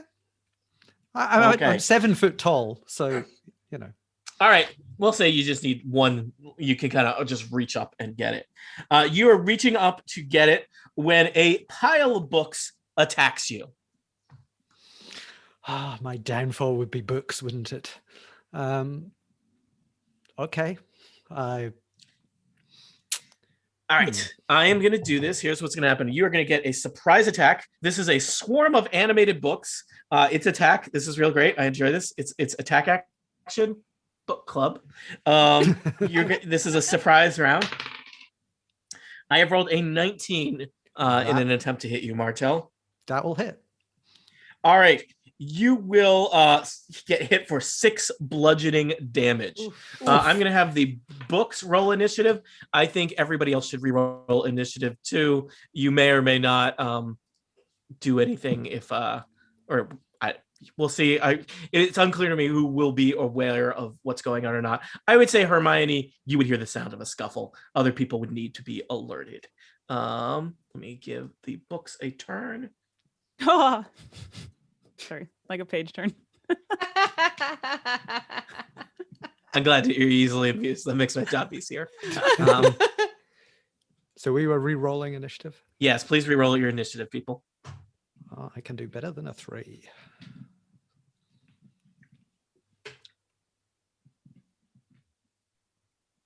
So we'll now move in combat. Your turns are like 6 seconds. You get an action, a move, bonus actions. Is the cat going to help me? I mean, unclear. We're really good friends. Have people put in their things? Yes. Yeah. All right. Looks like Martel, you will be first. Well, I'm right up close to these things. I think it's going to be... I don't think I can talk them down. So unfortunately, I will have to go into combat. I pull out my 2 short swords and I hack at the cloud of books. All right, let's find out if you were able to hack at a cloud of books. I roll a 20. All right, you definitely hit. And I do 1d6 plus 2 is 4 damage.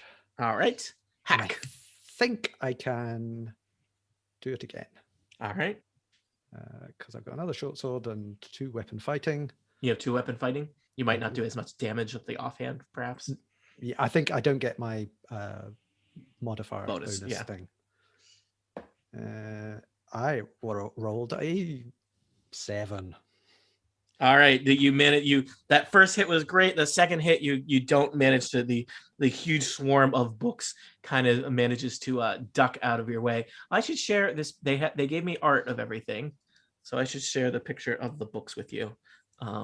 Where is the books?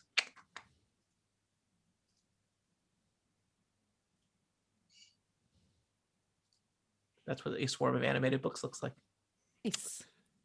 I'm shaking All it right. around on my screen so it's more animated. Yes, excellent. Polly, you are oblivious to this. You are in the kitchen.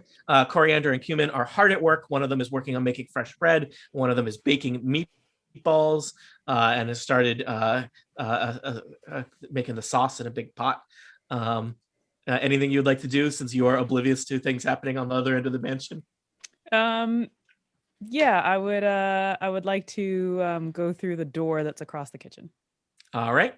You peek through there, and it looks like there's a pantry on the north side of the kitchen. Little kind of closet here, full of dry goods and things that have. It's all very neatly organized. And yeah, is there anything else can I wanna find say some about the oregano? pantry? Yeah. There's All right, so I find a little bit of oregano, and I go over and I sprinkle that in the pot. like, the coriander. This will make it real good. This is the way my Yeah. ma taught me how to do it. Coriander nods approvingly. I Excellent. appreciate that. I have no sense of taste. Sure, high five. And I You try and high high five, five him. And on my way, I want to check that other door in the kitchen too. I'm just like, I'm like schmoozing around the kitchen. As you're checking everything. Yeah, I get it. Mhm. This door leads to look like a little dining room. And in fact, there's a big glass window on the far side of the dining room, so you could just see through that. So this is a dining room, big table, bunch of chairs sat around it, and then through the kind of full glass, it's almost a wall, floor to ceiling window on the far side of it. It looks out onto an arboretum that on the east side of the mansion. So, Lapis, you are also in the kitchen, unaware that there is a fight happening down the hall. Okay. I want to just offer a word of blessing to the two cats that are eating. Okay. And just kind of nod to these, I guess, constructs that are so laboriously and kindly making meatball subs. Mhm. And I feel like Polly and I need to stick together just because, splitting the party or whatever. Mhm. So I'm gonna Nothing follow bad could happen. Yeah, I'm gonna follow Polly into the dining room and kind of follow him over to the windows and look outside. Okay.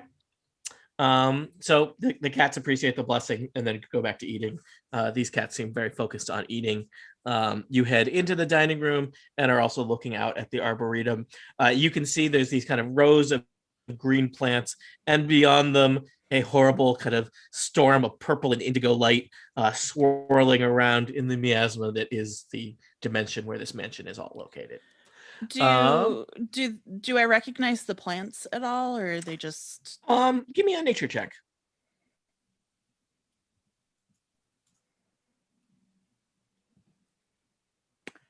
three? There are plants. Fancy. Can I help You- her out you- with the nature check since we're both looking out the window? You do it on your own turn. You suspect Lapis that some of them are flowers. What? Hermione, I will tell you, you heard it sounded like somebody knocked over a bookcase full of books and then started stabbing things down the hall from you. I'm gonna shout, "Hey! That doesn't sound good!" And I'm gonna go. You're gonna gallop. You must have great speed as a centaur, right? Oh yeah, awesome speed. I don't know what it is. I will but I'm tell sure you. it's great. I assume you were using an outside voice. Yeah. Do you think it's safe to assume that any of your adventurers and any horrible beast lurking in the mansion heard you say that? Yep. All right.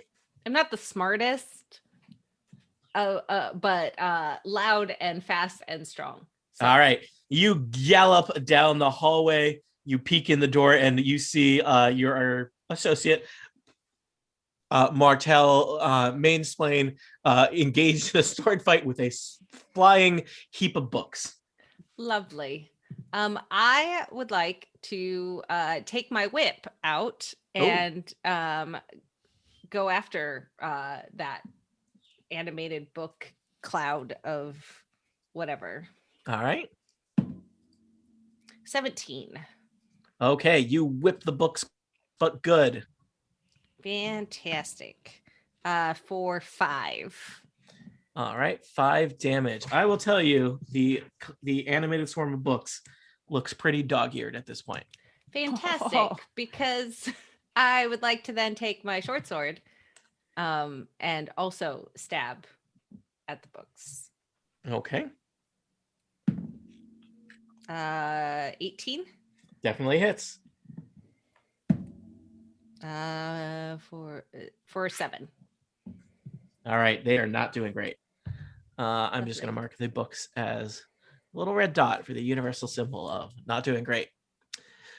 Townley, you are standing in the doorway looking out at the balcony and the swirling miasma. You have heard Hermione, her voice kind of faintly from down the stairs saying, something doesn't sound good. I forget your exact words, Hermione. I don't remember what it was either, but that sounds about right.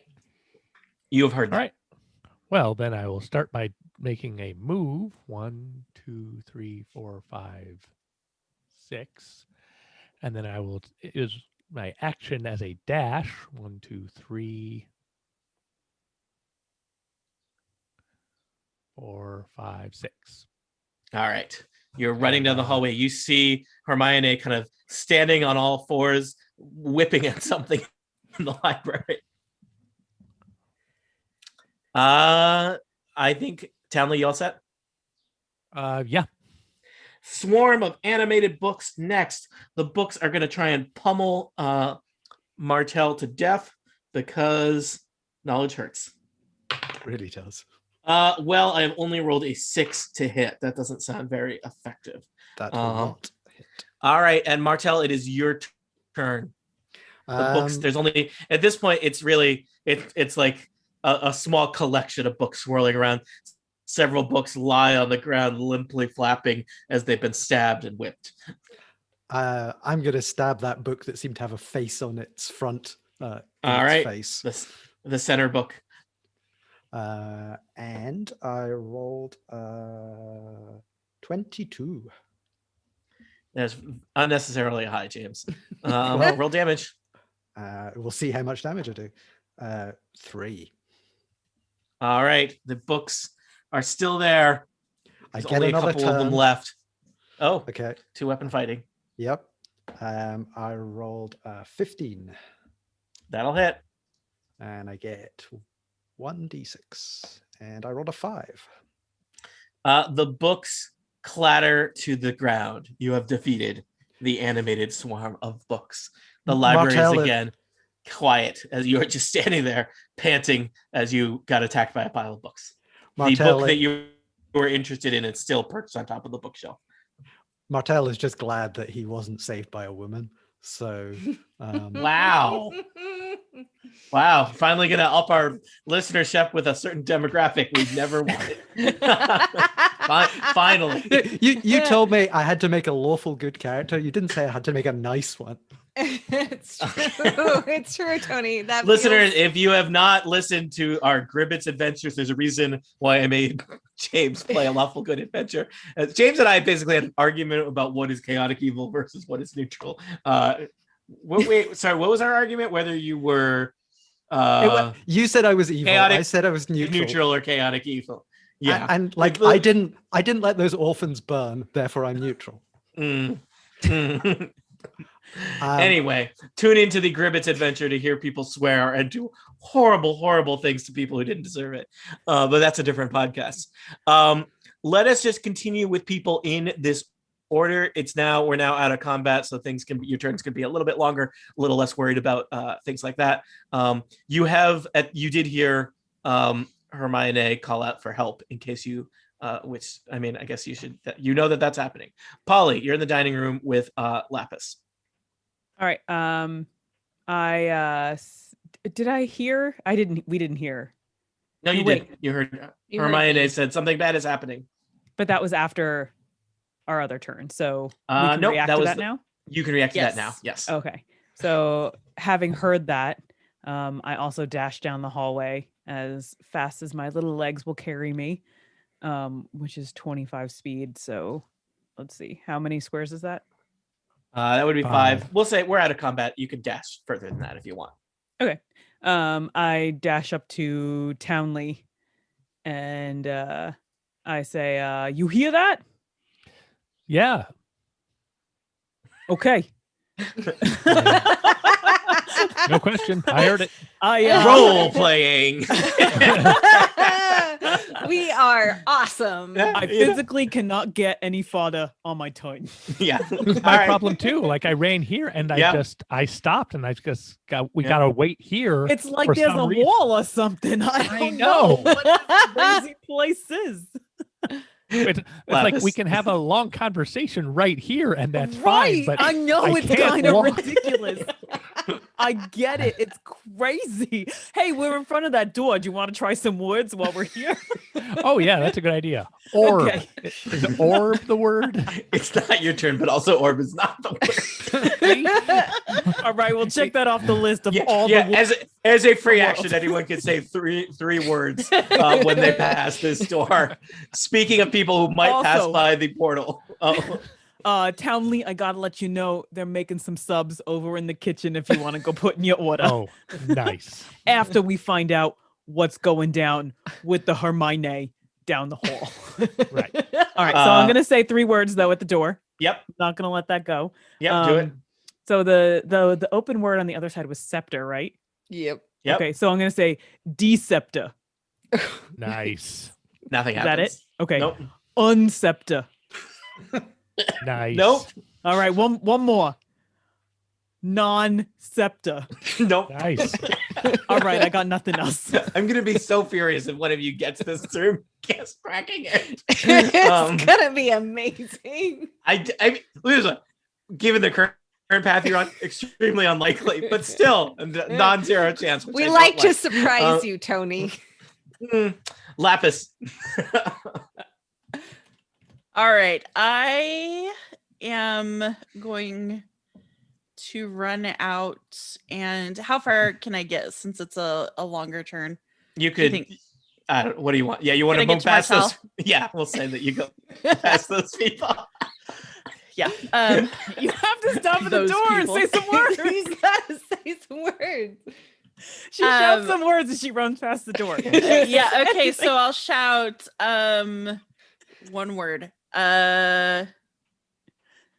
Is it a word or is it a phrase? I don't think he's Unclear. gonna tell us. Usually it's a word. Phrases Okay. are more secure. Okay. There's complicated rules written on the thing about whether Yeah, compound yeah, words okay. count or not. What Okay. about what if it's a trademark term? What if it's got camel case in the middle? Yeah, the word has to have a special character, a number. Yeah. yeah, At least it's got to 8 be in the Scrabble characters. dictionary. Yeah. You know. No more than 20 letters. You are my Okay. favorite special characters. So I Really? will say open, that are here. friend, and magic. Neither open nor friend nor magic is the word that allows access into that. And we'll say that was your turn. Ah! You Or you said wanna it's a keep- free action. All right, I don't want to argue about You said. Well, you're Tony. gonna. You can keep moving, Lapis. Go, go, Okay. go. So I'm gonna run down here. I'm gonna bless the cat as I run past, and I am going to stop and say, "WTF happened here?" Yeah. Why are there Martel is pages standing everywhere? in the middle of a pile of murdered books. There is pages still kind of drifting down from the ceiling. Lots of books are lying on the ground. Some of them stabbed and whipped, and lots of binding broken. It's a mess. This is awful. Martel, you can. We allow conversations to happen outside of turns. Apparently, I think You don't wanna Martel is. say- He's just going to say, because he realized he should have said it as he killed the books. He says, "The sword is mightier than the pen." Wow, it really loses its impact when you wait a whole round before saying it. Also, He needed to there- wait for people to be there to hear him say it. yeah. Right. Also, there's no pens, so I think the sword's mightier than the book. It's not as doesn't have the same. Yeah. Townley. Oh wait, I'm sorry. I skipped Hermione. Hermione. Yes. I'm so glad I was here to save you, Martel. I appreciate the assistance. Can I help you with anything? I am, after all, 7.5 feet tall. So Oh I could wow, that's half a foot taller than Martel. Aren't you He measured sort in of- hands? yeah. Yeah. Yeah. How many? He tilts his head up and he points to the book and he says, "Well, you could get that book on top of the shelf." Lovely. Just You wanna do doing that? my Remember- I'm 22.5 hands high, just in case anyone Thank was you. wondering. Yeah. Yeah. Glad I could make that clear. I'm gonna reach up and grab the book. All right, you effortlessly trot into the library, picking your way across the floor, scattered with horrible books that have attacked Martel, and reach I don't up think effortlessly. I carefully. I think I would like to. You trot forcefully. Stomp. Trot. Yeah. On top of the bookshelf it's a black leather-bound with gold inlay book. You recognize the image of Mordenkainen on the cover as the same book that was left back in the office, and you fetch it down. But on the spine of this book, where the other book had the title, The Joy of Extra-Dimensional Spaces, this book has a single letter in large gold embossed typeface, and this book has the letter R on its spine. R. Cool. Hermione, make note of that in your inventory. Okay. Townley. I'm going back upstairs. Okay. Feel free to move a bunch if you want. Opening this door.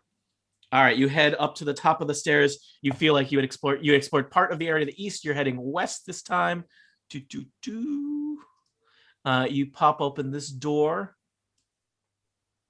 And this looks into what I would describe as a laboratory, or laboratory, as James Thompson would say. Would I? Yeah, in a vampire voice, right? Laboratory. That is my authentic Scottish accent. I appreciate All that, those famous Scottish vampires. Yeah. Townley, looking into this room, just from what you can see here at the doorway, most of this room is taken up with long wooden tables covered with glass vessels and books. Cabinets with glass doors line the walls, containing all kinds of manner of natural sciences specimens. Just below the ceiling in the middle of the room, colorful globes circle each other in an intricate dance. The far wall is almost completely covered by a map of the night sky with a golden sunburst in the center above a closed door on the western wall. I'll let you make some kind of check or do something in this room. You said there were books. I'd like to look at those books. Okay. Are you doing something in particular, or just observing the books? Seeing what books there are. All right, give me See a if there's any perception cool check. books. Okay. Perception 11. You are poking around. There's a couple books mixed in with kind of the laboratory equipment on the benches, and you find a book that catches your eye. It also looks very similar to Mordenkainen's Joy of Extra-Dimensional Spaces. Got his weird, stern-looking face on the cover, but where the title of the book would be written on the spine, there's a large letter T on the spine. T. It was in the middle Got of the it. room.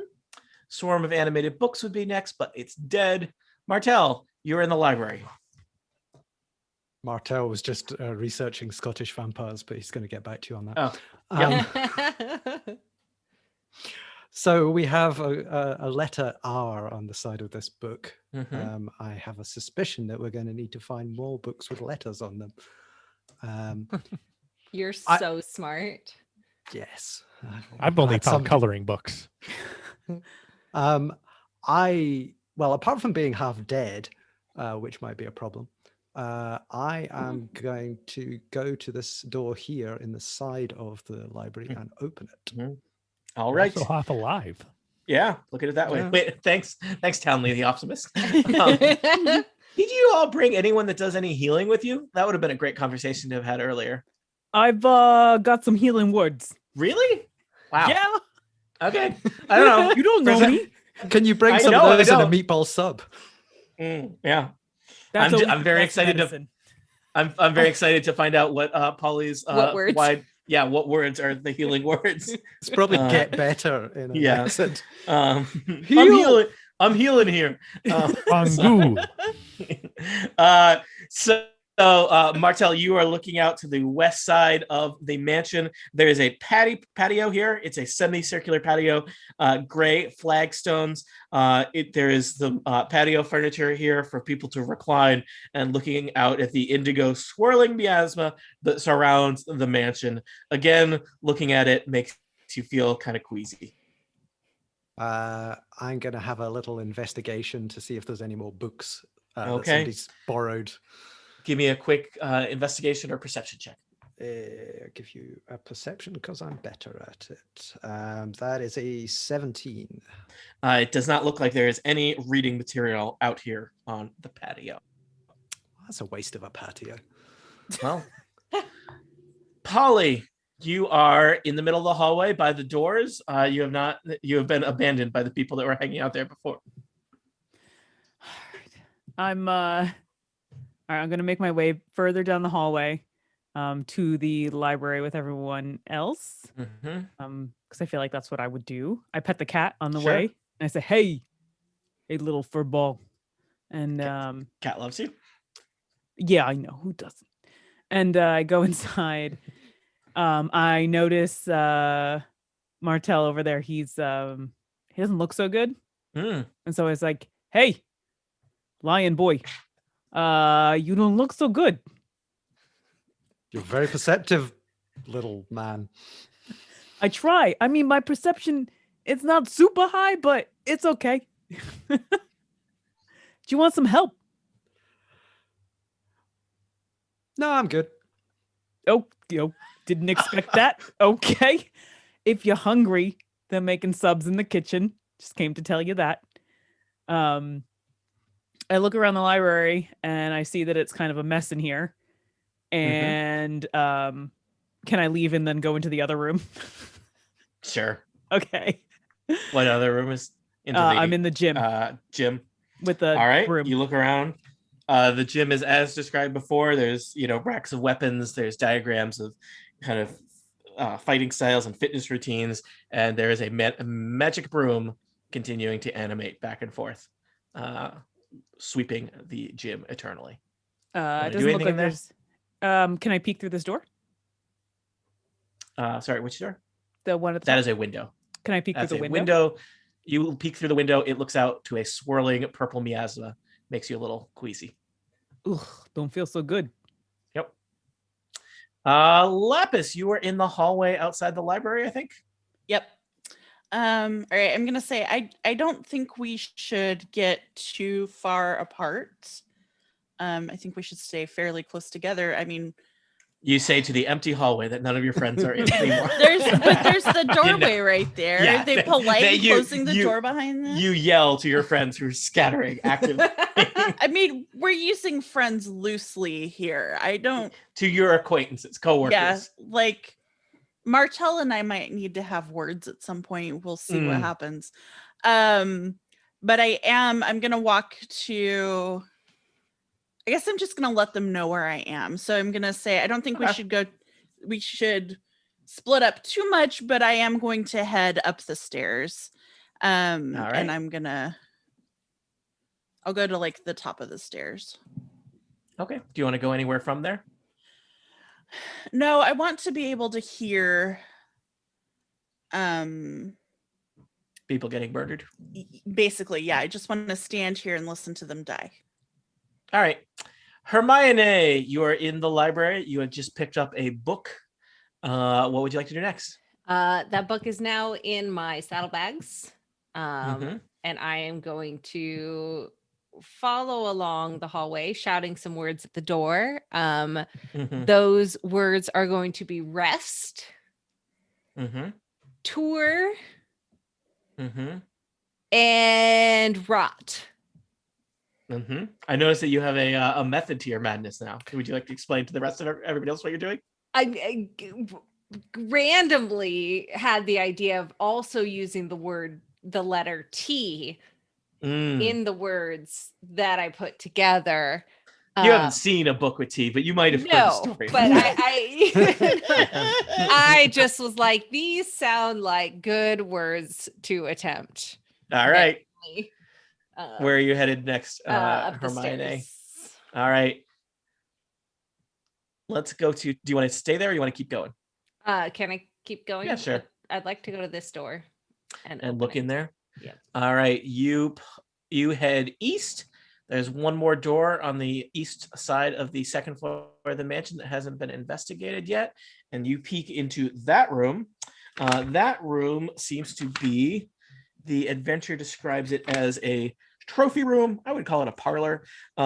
Each corner of this pleasant parlor has a scarlet armchair and reading tables piled high with books.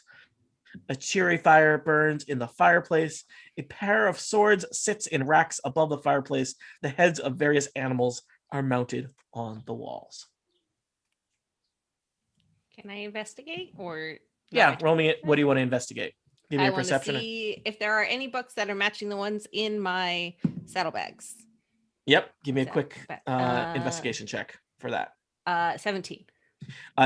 You notice, just standing in the doorway, you notice perched on one of the little side tables by one of the little armchairs, there is a book.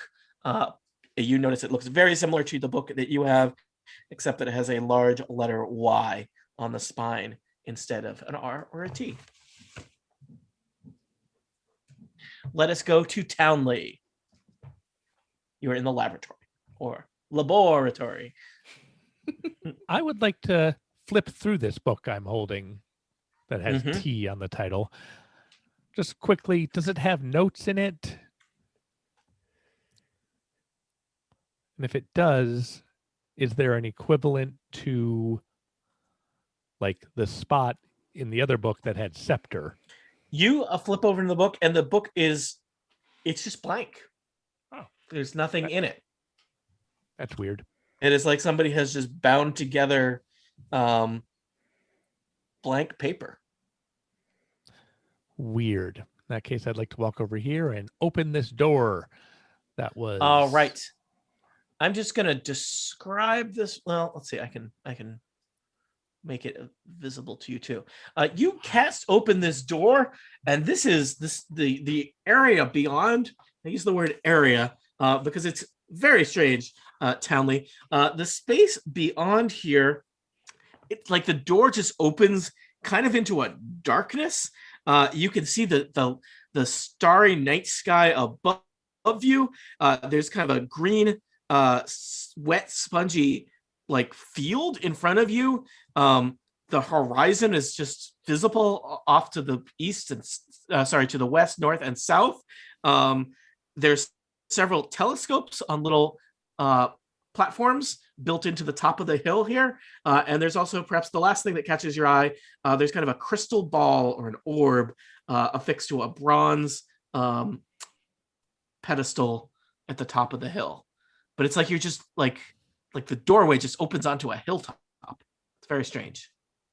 And the sky here appears to just be a twinkling night sky, not any of that horrible purple miasma that you saw before. Cool. What's with this crystal ball?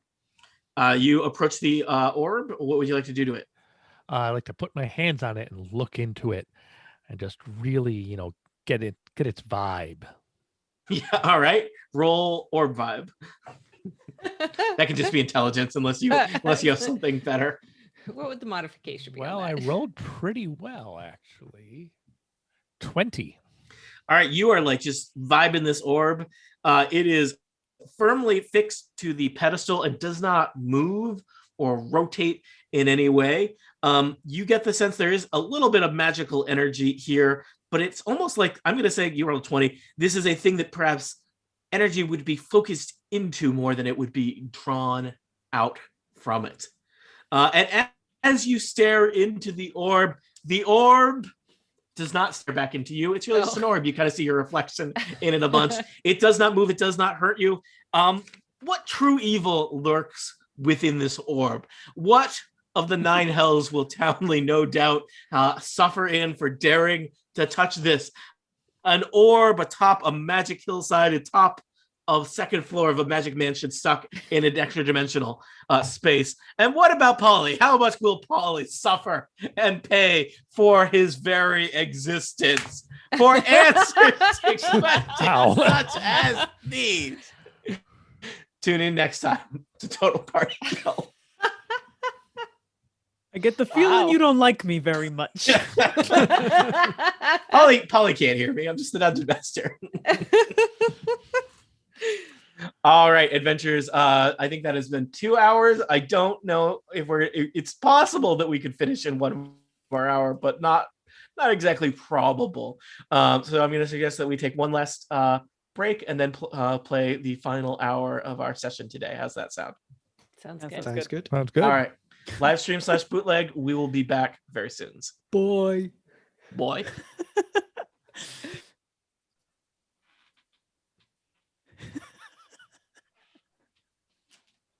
Poor Polly. I know. Now I get the feeling that like Tony is kind of like his own existential dread in the back of his head. I telling him he sucks. Polly is great. I think it is great, especially for short adventures. Bringing a character that I think you as can't a player, have a character like this for a long adventure. Polly is not level 10 material. But levels 1 through 4, and then a tragic death. What could be better than that? You know what? I love him. That's why I will take him away from you someday. I know. That's what Tony does. I'll be back.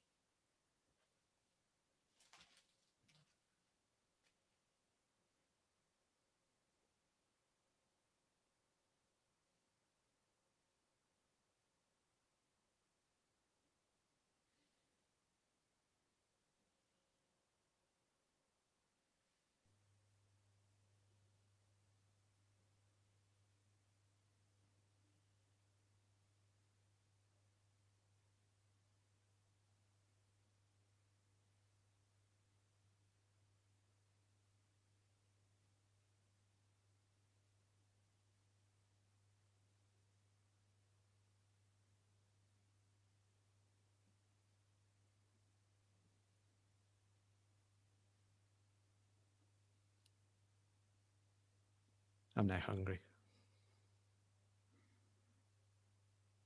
I heard you say humana, which I don't think is what you said. No, I said I'm now hungry. Would you like some cheese? Yes, please. Thank you.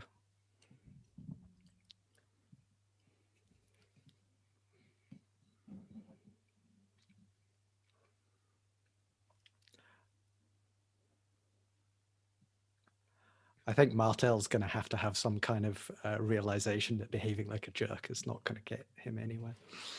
I mean, or it's just kind of his thing. The nice thing about these like level one-off characters is that you don't have to feel too attached to them. So it's like, yeah, sure, I'll go into this room. Well, I know what it. I think it's my turn next, so I know what I'm going to do. But Nice. always plan ahead. Don't forget to shout your words. Oh, I've got a list. I'm working on it. Nice. I'm trying. It was TR and Y we had. I think. Yes. So I've got a number of TRY words. I don't think flirty is going to be the word. I mean, I think that needs to be one that you try. Oh, it's I was going to be gonna one say that I try. Martell. Yeah. Yeah. If you can flirt with a door. I have yet to be on a show where someone tries to seduce a door, so I would appreciate that. Hi, John from Japan. So good that you're here. Because I think, are we still streaming? I don't even know. We are. Okay. We Yes. are, Hi, yeah. John.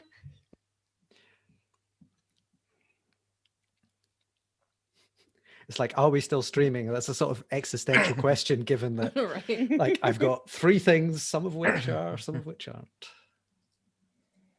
I will restart the bootleg when everyone comes back in, and then I will restart the live stream, which is not a live stream. But I've got a little sign up that says "We will return in a moment," but nobody can see it but me. But only on the file that is writing to your disk. Yes. Right. Well, got to stay in character. Mm. As a I streamer. like to see you're practicing streaming for future. Yeah, I mean, literally, yeah. Oh, look, everyone's back. How are people doing? Okay, Woo. gonna start up the bootleg again. All right. Had some cheese stick and pesto. Oh, staying in character. It's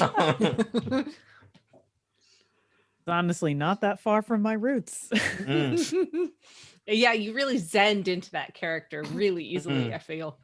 Yeah, use what you know. Yeah. All right. Any questions? Should we just dive into it? I think it's very unlikely that we will finish the adventure, but we will get very close to the end of it. We won't need as long a session probably to wrap it up, which we can play that whenever. But yeah, everyone's good. Yes. Yeah. All right. Will take us back. Cool. I'm still recording. Everything seems to be doing good. YouTube has not crashed on us yet. Everything is Knock on great. wood. Welcome back to Total Party Kill. It's me, Tony Sindelar, Dungeon Master. I use he, him, his pronouns. Today we are continuing our Candlekeep adventure. We are playing the first adventure from the published Candlekeep Mysteries set of adventures put out by Wizards of the Coast. This adventure is titled The Joy of Extra Dimensional Spaces. Allow us to check in with our players. I will check in with them in turn order, starting with James Thompson. Hi, James. Hi, I'm playing Martel Mainsplain, he, him. He is a lawful good giant lion ranger and is no fun at parties. Really hard a stretch for you to play. Also joining us, it's Tiff Armet. Hi, Tiff. Hey, I'm she, her, and my character is Polly Quartz, the rock gnome druid, who is eagerly awaiting his meatball sub. Hey. Also joining us, it's Aline Sims. Hi, Aline. Hello, I play Lapis, the Tabaxi cleric, and she's just trying to keep everyone alive, really. So far, so good. No fatalities yet. Also here, it's I was going to introduce your character name because I really like saying it, but that's not my job. It's Kathy Campbell. Hi, Kathy. I get to say it. Neener. Her name is Hermione. She is a centaur fighter. As you can tell, we both use she, her pronouns. And she is really excited to get this collection of books and hopefully get the full set, whatever they may be. And last but not least, it's Monty Ashley. Hi, Monty. Hi, Tony, and hi, everybody. I'm playing Townley Mountain Taker. That's right. He has a last name, and it's Mountain Taker. He is a warlock who is in love with the Queen of Air and Darkness. Oh, fancy. How does the Queen of Air and Darkness feel about Townley Mountain Taker? Well, she likes him enough to have given him magical powers and sent him off to cause trouble. All right, so that's what he's doing. Okay, yeah. All right, so what are adventures up to? Well, our adventures are but level 1 adventurers making their way in the world today, traveling from the village of South Hillville, a village beset by some kind of cursed pig. They set out to find a local sage known as Matrias, who was on kind of an excursion. He was in sabbatical at Candlekeep Library. You journeyed to Candlekeep Library, found him relatively quickly. He had been temporarily stuck in a extra-dimensional mansion. You got Matrias, but oh no, our adventurers are now stuck in this extra-dimensional mansion, trying to figure out what the command word is that is going to get them out. Now, they have found several books that seem mysterious, several books that seem like they might be related to escaping from the puzzle. You have found 2 books so far, books with the letter R and 3 the letter books. T on the spine, and I believe Hermione has spotted but not yet picked up a 3rd book with the letter Y. So we are going to move in turn order. People have somewhat split up to cover more ground throughout the mansion. Martel, I think it's you. You're currently on the patio. There's a small black cat that's kind of following you around. What would you like to do next? I am going to go into the room with Paulie, and I'm going to talk to Paulie. Mm-hmm. You are in the exercise room. Polly is there. There's a wooden mannequin. There's a bunch of rack with weapons and some diagrams on the walls for doing various kind of exercise and attack routines. There's also a magic broom moving back and forth, eternally sweeping this mini gymnasium. Martel and Polly, take it away. So, look, Paulie, I have a problem asking people for help, and I'm trying to work on it, but it's kind of early days for me. I was wondering if you had any of that healing that you very kindly offered. Oh yeah, man. Yeah. Oh, I got you. Then all of a sudden, my accent changed. As in true D&D. I would know what that's like at all. Yeah. All I gotta do is say my healing word, and you're good. You're good. I will let you do that as a bonus action on Martel's turn if you want. Okay, that sounds great. Have you Turn decided a on a voice healing that word? I hear all the time, and that's kind of down on me. Little self-esteem issues, but okay. All right, so I do have healing word. It is a spell slot, so I'm going to use that, and it seems to be, I guess, like a standard. I say the word, and then I roll the d4, right? Is that what it is at this level? Sure. I mean, it's like, it's level 1. Yeah, you're level 1. Come on. Yeah. Okay. I wasn't sure. I don't think I've ever had a character with a healing word. Okay. So, all right. Well, my healing word is kind of like 3 words, so you gotta excuse me, but I'm gonna just do a thing here. So I lift up my hands, I put it kind of in the like rocker kind of motion because I am a rock gnome. This is how we do, and I put it up, and my healing word is Buca de Beppo. Roll the dice. And you got a 1 + 2, so that's 3. 3 hit points. It's a lot. Thanks very much. We don't need to tell the others about this, okay? No, it's between you just and keep me. this between us, our little thing. Yeah, You brave appreciate it. All right, Polly, it is your turn. You're in the gymnasium with a recently healed lion. Animated broom continues to sweep back and forth. Can I try and okay, so I have a saving or no, that's against magic. Something tries to do magic on me. This room's doing magic all up on me. All right, so can I try and I feel like it would be useful to kind of try and talk to the broom. Do you speak that- broom? I can pick you up and put you on the broom. I would need a boost a little bit. I'm kind of short. I will tell you that the broom, you've been in this room for a little while. The broom does not seem to have any kind of mouth or other apparatus for talking. Okay, so maybe I don't. I have no Or mouth and I'm a ears sweet. for that reason. Maybe I don't deal with the broom. All right, I walk out and I give the lion a little pet, even though I'm pretty sure that he doesn't appreciate it. Also, the lion is like 7 feet tall, and you're like 4 feet tall. So Pet it's the like toes. maybe it's like a little pet on the knee. you I know? do a little scurry, you know. Yeah. I'm a Mhm. scurrier. Mhm. And I go up the stairs. All right. What words are you You shouting? didn't say words. Passing the door. Thank you, Oh. Kathy. Okay. I'm here. As I pass the door, I shout, "Try, Troy, and Trey." None of those work. But I like your line of thinking. Also, your knowledge of books that you yourself have not seen yet. Lapis, It you were was at the an instinct. yeah, I know. Lapis, you were at the top of the stairs on the second floor of the mansion. I don't know where you want to go from here. Okay. Let's see.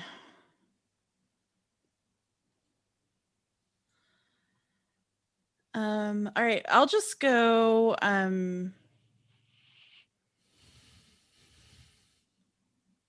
is that a stairway behind me? What's going on behind me? Is that a window? There is a window behind the suit of armor looking out to the horrible miasma. Oh, there's Okay. also the attic. There is also a hatch leading into the up into the attic, and there's a door to the east, door to the west, hatch to the attic, window, horrible miasma, stairs back down to the first floor.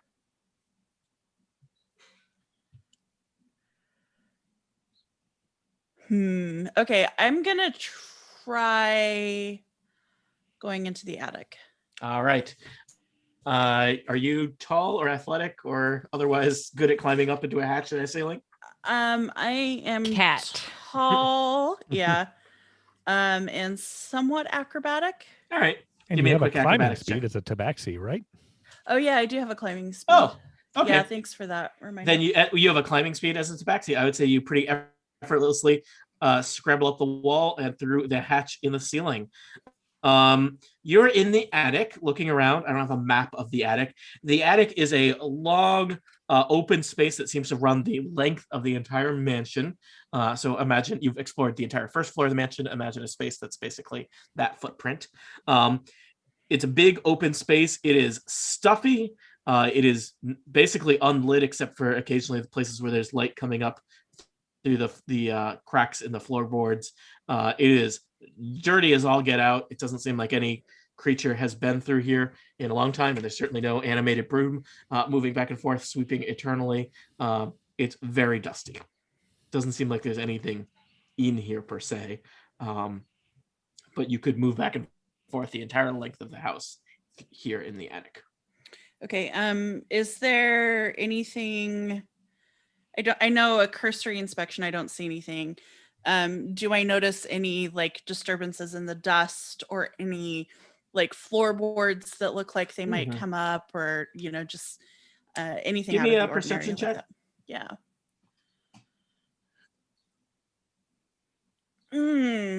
8.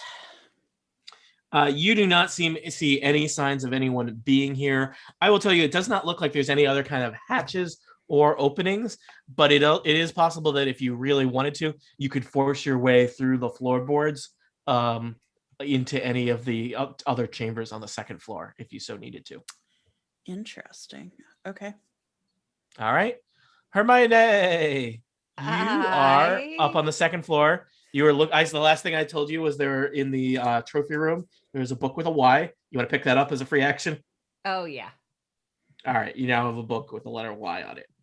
Sweet. Hey, guys. I found a book with a Y on it. You are so loud. Oh, I found a book with an R on it.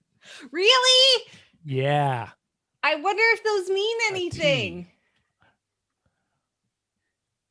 I think they're letters. I think Oh, technically you nice. found the one with, I think, with T, and but anyway, yeah. I meant so far T. T, R, and Y. Yeah, Yeah. we'll fix it in editing. Yeah. I would like to also kind of inspect the room and see if there's anything else going on. All right, give me some kind of perception check or such. Well, I rolled a 2, so I am in a room. I'm guessing You are in a room standing on the floor. There's some weird heads mounted taxidermy style on the wall. There's a fireplace. There's some swords mounted above the fireplace. You're not really sure what else was going on. Seems fancy. It's not your element. You're not really into being in rooms, maybe. I don't know. Yeah. Townley, speaking of not being in rooms, you are standing atop a hillside somewhere near the mansion. There's telescopes. There's an orb on a pedestal. The night sky twinkles above you. I would like to wander over to a telescope and see what I can see through it. It is pointed up at the night sky. Doesn't seem to be pointed at anything in particular. All right. The telescope is on like a pivoting stand such that it could be pointed any which way. In that case, I would like to wander back to the landing and shout up through the hatch. Go 25 feet west and straight down. My goal is to find out what this room is if you go to it through through the ceiling. Aline, do you understand that? Think so. Okay. Martel, you are standing in the gymnasium, freshly healed, all by yourself. I am going to go to the door and I'm going to try 3 words. Okay. And my words. First word, I'm going to try mystery. Nothing happens. I'm going to try flirty. Wow. Yes. Nothing happens. And I'm going to try earthly. Nothing happens. You're not using some kind of dictionary attack algorithm for this, right? You can only use your brain. Your character doesn't have a smartphone, just so we're clear. Yeah, I'm an author. Words come naturally to me. I shout down from the stairs. You got vocab. Martel, would you like to do anything else as you pass by the door, which we just is a free action because I made choices. I'm gonna head up the stairs and join my good friend Paulie. All right. In fact, everyone seems to be. Townley, Polly, and you are there in the landing. Hermione is just around the corner, and Lapis is. You can hear her cat-like footsteps in the attic above you. Polly. In the landing. Okay. So since Townley came by, and I'm assuming, did Townley tell us what was in that room over there? I don't know. I mean, you it's literally a straight shot from across the room from you, so you could see it. I don't know. Okay. I don't know how much you. We seem to be playing with somewhat omniscient characters who, if one person's seen it, you're. It's a small house. Yeah. So I'm gonna go into that room because I can see it glistening. All right, you'll pass through the laboratory into the strange extra dimensional room that is atop a night sky or atop a grassy hill on a wet, cool night. I'm going to point all of the telescopes to the orb. All right, you point all the telescopes at the orb. You look through one of the telescopes. It's like you're really close to the orb. Nothing happens. Can I look through all the telescopes? Like, yeah, you look through them one at a time. Peeky peeks, yeah. I'll tell you, the orb looks pretty similar from every direction. I tried a thing and it didn't work. I think we should all do it at the same time. Lapis, you're in the attic. Well, wait. For once, before sorry. Yeah. How many of 1, 2, 3, 4, 5 of us? There are Yeah. 5 of And there's you. 5 telescopes. There are 5 telescopes. Mm. Can I call before I end my turn? Can I call everyone to get in here and get on a telescope? Yeah, can you say it in your poly voice, please? Yeah, I got it. Okay. Hey, crew. So there are these like star machines over here in this room, and I think we should all grab one of these and take a little looky-loo. Huh? Well, I wasn't sold, but then, sold me. So Right?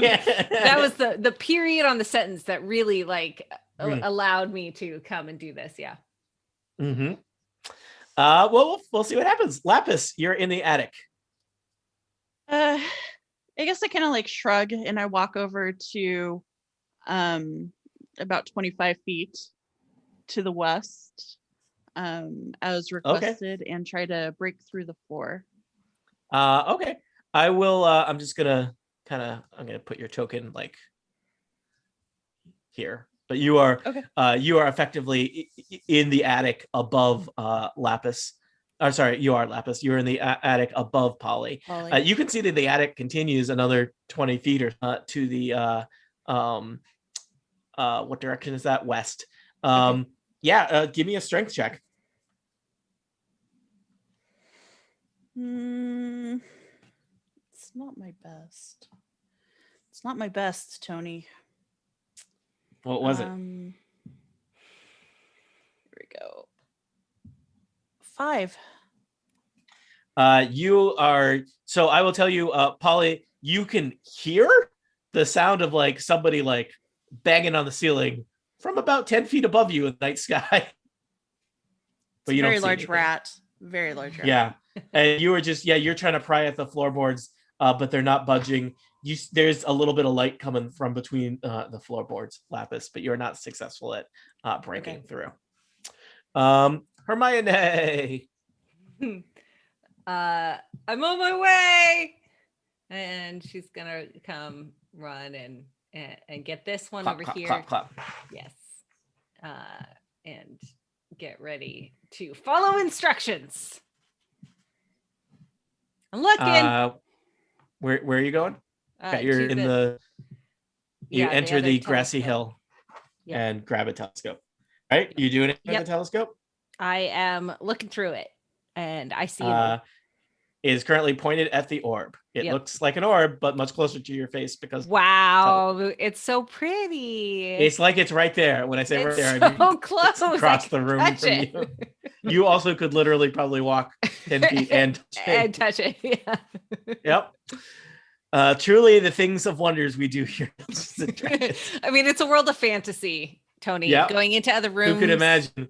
With people. Who could imagine looking at something? Yep. Rooms. Townley, you are in the landing on the second floor of the I will go over to the telescopes. You find what's an unoccupied telescope?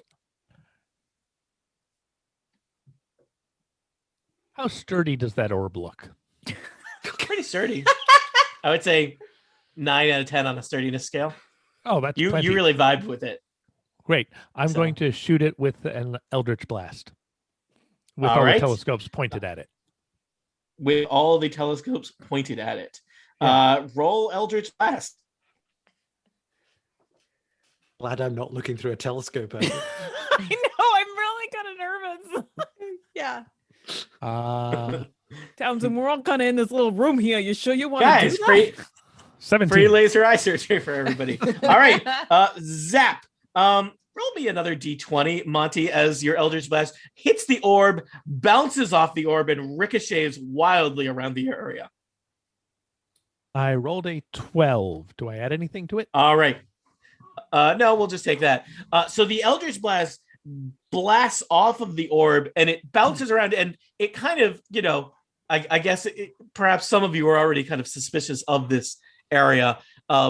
The Eldritch Blast ricochets off of several walls that you were not originally aware of, and it's now kind of clear that you are in a chamber that has been enchanted to look like the top of a hill, but they're in fact walls not too far beyond the periphery of the telescopes with the orb in the center. And the Eldritch Blast bounces off a couple of those walls before finally losing energy and diffusing into a splash of eldritch energy, as you are now aware that you are not atop a hill under a night sky, but in a room that is enchanted to look like a hill with 5 telescopes with a night sky above you. That's the a orb, holodeck. the orb looks unaffected. Oh, it's like the VR. What is VR stands for? We're in the town. We're in South Hilldale. Very real. Yeah. Very real. Got it. Thank you. Yeah, it's Excellent. more work. real than you know real. What? It's very real. You know what? That was way better than anything I could come with. You get inspiration, Polly. Nice. So, Martel, you are the last one in the lobby, or in the landing on the second floor. I'm gonna come in and grab a telescope now that people have stopped shooting spells around the room. People have briefly stopped shooting spells around the room. And I just You're wait also for. You're gonna look at the orb like everybody else. I mean, like, maybe there's Gotta something. see That this thing. maybe there's something in like my cat spectrum that I can see that the other people can't see. So I have a look through the telescope. Can you see orbs with your cat eyes? Yeah, but I can Cannon. see. Yeah, I look through the telescope as well. at the You're orb. at the orb.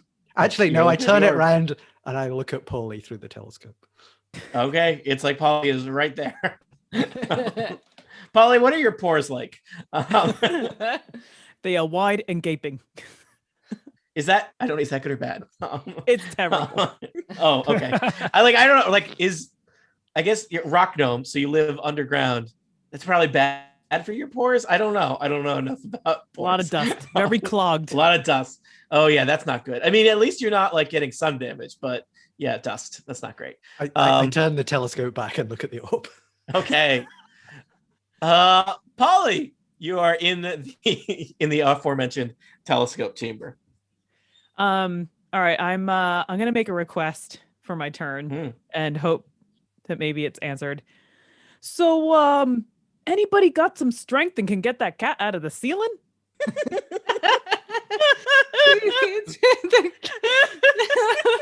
It's like that meme with the cat. Ceiling cat. Ceiling cat. Ceiling Yeah. cat. Sure, Yes. I've got an idea. Oh no. You're the one that made it go up there, so I mean, it should be your idea. Well, I still think there's probably something to the west of this room Yeah. that we can't get to from here. That was yep, that's But- what I was gonna do. We could also blast a hole in the ceiling right now. Yeah. Please Yeah. no. Oh, all right. I am a little worried about our friend, acquaintance person. However, if someone wants to get on my back and then push off, how tall are the ceilings? 10 foot?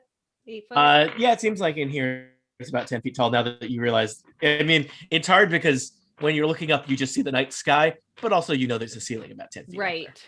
So, wait, well, 1 second. I got in my pocket. I got some tinker tools. Oh. I don't know what they do. Great. But I got 'em. Congratulations. Thanks for sharing. Hey, voice in my head. Can you tell me what they do? I think they're for tinkering with things. So if you need to like adjust a mechanical object, I don't know. These telescopes are mechanical objects. Do you want to tinker with them? Yeah, let's do some tinkering. All right. Is there any intent to this tinkering?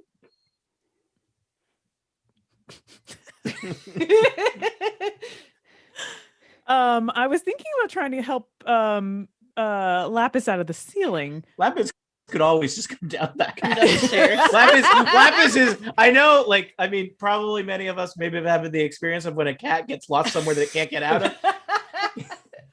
I mean, Lapis is call a the fire sentient creature department, like controlled by a lead. I don't know. I had it when I was a kid. Our cat got into like a weird crawl space under the porch, and it didn't understand how to get out. And it was sad, and then we got it out. But the answer was, you stand by the hole. with Okay, I think Jitterfish for, Martel like 4 gives hours. me a nod that says like, "Don't worry about the cat."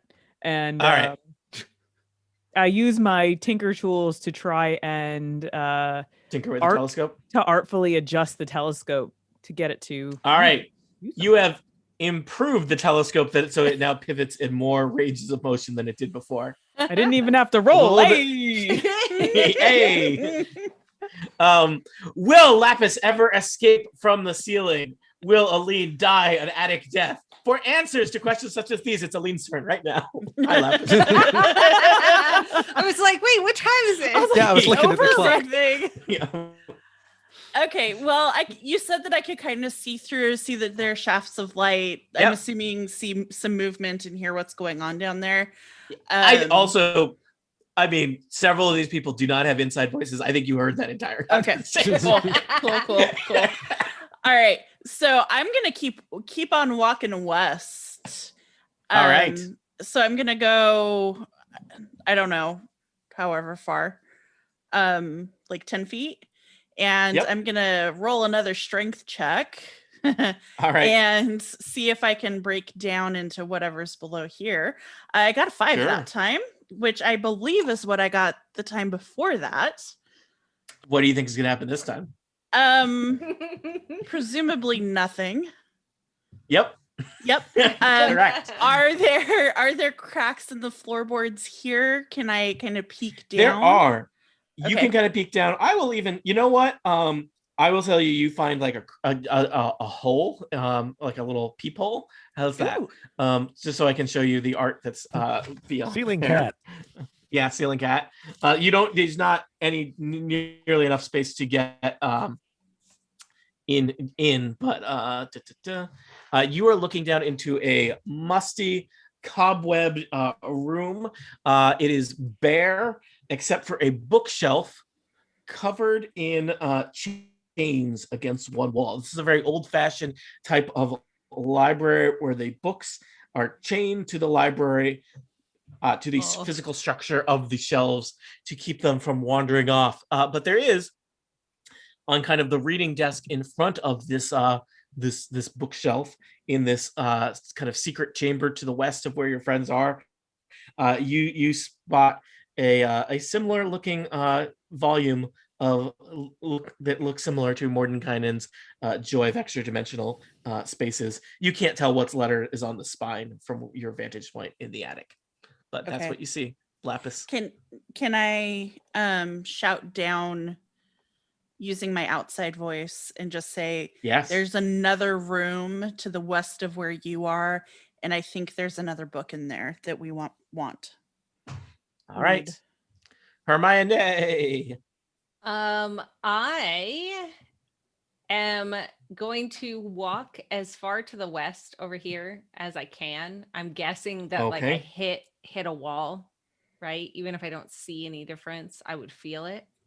Would that be a correct? Basically, assumption? like it's like as you walk a little bit away from the telescope, and it's like you basically hit an invisible wall, as if the night sky and the hill continues in some distance. It's kind of like an old timey video game where there's no detail to the wall, to the hillside past a certain point. So it's real foggy. I would like to turn around.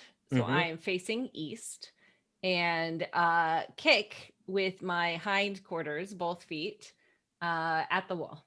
It's very solid. It's like made out of stone. Dang. All right. Didn't work, guys.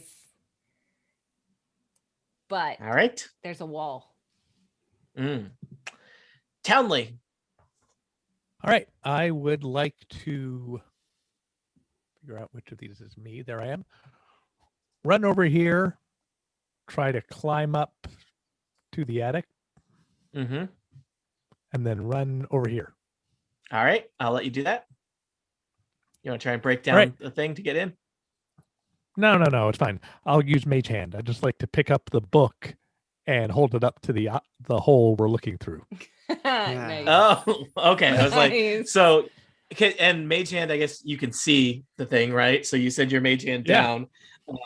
The Mage Hand picks up the book and just rotates it. Which book is that? There's a book with the letter L on the spine. there's not nearly enough space to get that book through the little peephole. That's fine. I will announce this has the letter L. I feel L. like I'm on Wheel of Fortune.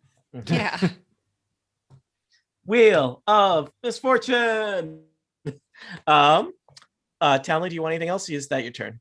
If I can, I'd just like to continue west. See what. See what's You up here. the attic ends there. Oh. So Yeah, here I well. can show you. I'll just reveal because I mean Lapis and Townley have looked down into that chamber. All right. Is that okay? Yeah. Just for the purpose of looking at everything, if I can, I'd like to wander east to see how far it goes. But it is the same. There does not seem to be any hidden chambers on the east side of the attic. So on the east side of the attic, there you can see there's little cracks in the floorboards. You can look down to that trophy room and to the bedroom on the yeah. So that's a nice Martel. turn. Well, we seem to have given up on Plan Telescope. I'm assuming that telescope might connect to that room that we just cheated our way to get the book. Don't actually have the book yet.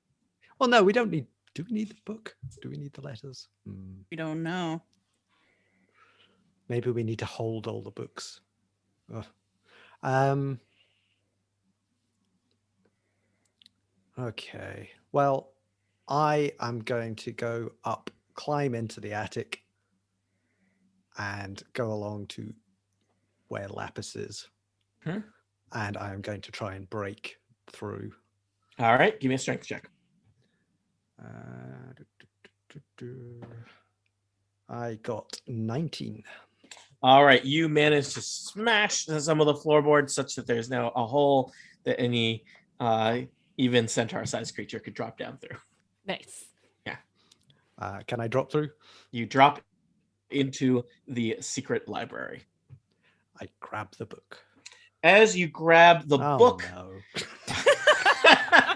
I don't know why it's always you, James. As you grab the book, the chained library comes to life. It's literally you again. Books on chains lash out at you. Didn't bother to even look. I feel like you learned nothing from the last time I tried to kill you with books. And these books are more deadly because they have chains connected to them. I didn't expect the same thing twice. They're not I like stuck expected to the more wall like originality. prisoners? They are, I mean, they're kind of, it's like the whole shelf is the enemy, and the chained books are like its horrible tentacles.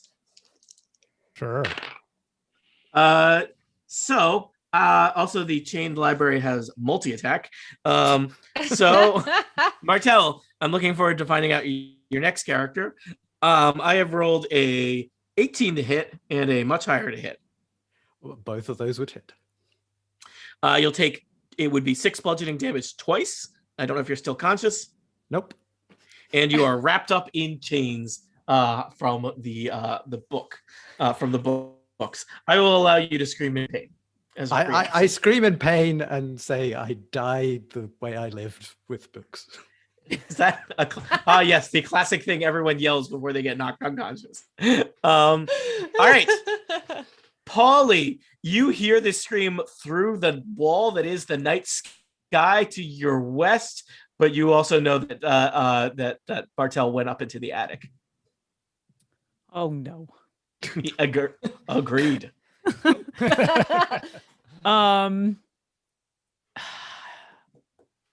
He's quite a ways away. I mean, he's really only 15 feet away from you, but there's a very solid wall between you and him. And he's very far away by the attic. So I don't think I can get to him in time. I'm trying to think of a way that I might be able to like solve this telescope puzzle and open up whatever secret door for that room. And then that way we can like actually help. So I don't know if I should spend my time doing that or scurry through the attic. Hard to say. I mean, how much investigation have we done on real this? prisoner's dilemma? I mean, think he's so far already you've knocked out. So Yeah, he's already knocked out. Remember, he does death saving throws. So, but they're not going to being... attack him again while No, he's but down, right? he every time They're not dirty books, are No, they? they're not dirty books. This is the They don't fight dirty. other kind. I mean, it is a secret library that he keeps behind some kind of secret door. So, but I just want to make sure yeah, that the books don't fight dirty. That's all. But remember that when someone is unconscious, they have to make a death saving throw every turn, Okay. and if they fail 3 of them, they die for real and in real life. Oh no. You got like a whole Ocelon story going on here. Yeah. The chains and everything. Just need some mice. Mm. All right, I'm gonna. How much have we investigated this room? Not a lot. You pointed telescopes at an orb. You figured out that it was a room. Okay. Little head more, voice. Can you give me a percentage of investigation on this room? I would say perhaps 50%. Seems generous. Okay. All right, I'm gonna roll to. I'm gonna do an Arcana check on this room. Mm-hmm. Sure. And oh damn. Okay, so Uh-oh. let's see, is that a good damn or a bad damn? It didn't sound good. No, it isn't. 8. Only 8. 8. Hmm. Well, clearly this whole room has been magically enchanted with an illusion of a grassy knoll on a moonless night. Someone seems to have gone to a lot of work to do that. A lot of I mean, magic maybe work. it was a hobby. I don't know. Maybe. I don't know. Polly, is that your turn? I guess so. Lapis, you are in the attic, ceiling catting it up. Your fellow ceiling cat is dying on the ground beneath your feet. Dungeons and Dragons. I bristle at being put in the same classification as Martel, but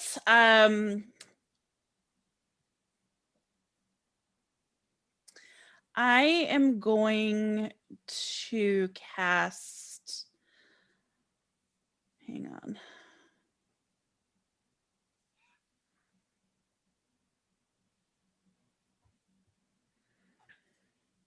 Just trying to decide which way I want to play this. I'm going to cast Bane. Oh. So up to 3 creatures must make charisma saving throws. Okay. If it fails, it loses 1d4 on attack rolls. Okay. I will tell you, I'll just get the D4 ready because the charisma of a ancient chained library is not great. So check what your spell save is. Oh, I disagree. Chained library, that thing is sexy. Monty, you have a peculiar set of skills. Very specific tastes. Call them like a shield. Yeah. Well, I will tell you, I rolled a 4 on the die. The charisma of the animated chain library is -5, which puts me at a -1 for the roll. Yeah, that is lower than my spell save. So Yeah. when you Your get spell save, negative, your spell save is a positive integer. You're It telling me? is. Yeah. if you, I wonder if you hit negative with the saving throw type thing, would you maybe take double the damage? I don't think so. Also, this spell does not actually do damage. It just impedes the ability. Okay, fine. Of the Double the impediment. No. No? But I feel like that- your try. Yeah, that should be it. Excuse me. Sorry. This is a podcast. This is Dungeons and Dragons. We should use the very best of the improvisational sciences. Allow me to redo that again. Yes and no. Okay. I thought people would like that at home. So it is extremely baned, and you feel great about yourself, Lapis. That's what happens. So I'm going to take that boost of confidence. I'm going to drop down next to Martel. I am going to grudgingly touch his shoulder, and he is now stable. He has 0 hit points. What did you do to him? I cast Spare the Dying, which is an at-will spell. I appreciate that. Just to check, you can't cast 2 spells on a turn unless one of them's a It's a cantrip. bonus action. Okay. I think you can only use are they both spell slots? No, Okay. spare the Then that's dying fine. is just a cantrip. Got it. Okay. And what could you just because what was all the great stuff that Spare the Dying does for James? He's stable. He's at 0 hit points. Stable, Doesn't 0 need hit to points, do- so you don't have to do any. So you won't Right. die, but you're Yeah. not up. Correct. So all right. That was a big deal. Hermione, you are in the illusory hilltop room. Yes, I am going to investigate the room. I should also tell you, Lapis, you're in that room next to A library. in the library room, right? Uh-huh. There is a doorway on the eastern wall of this little room that Oh. you're in. Okay. So there is a clearly visible doorway. I don't know if you were ever in the hilltop room, but there was no visible doorway there. Yeah. So sorry, Hermione, hilltop room. Okay, investigation of said room. 11 minus 1, so I got a 10. Seems like somebody went to a lot of work to make this look like a night sky and put all these telescopes here. 5 telescopes, 1 orb. What's all that about? The night sky looks really authentic as well. So, anything else you want to do? I came to the same conclusion.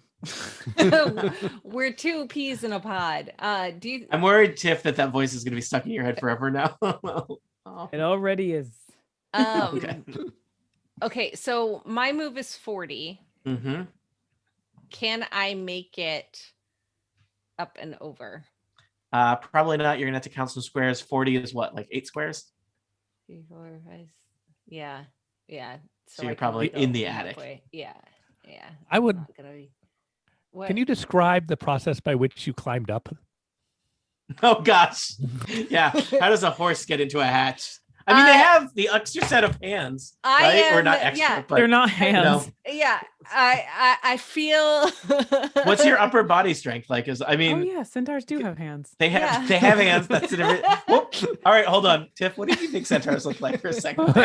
Yeah. But I was thinking horse. Strictly. You were horse. just thinking horse This whole time. I mean, but you are very bottom heavy by your nature, right? Rude. Because you're basically rude.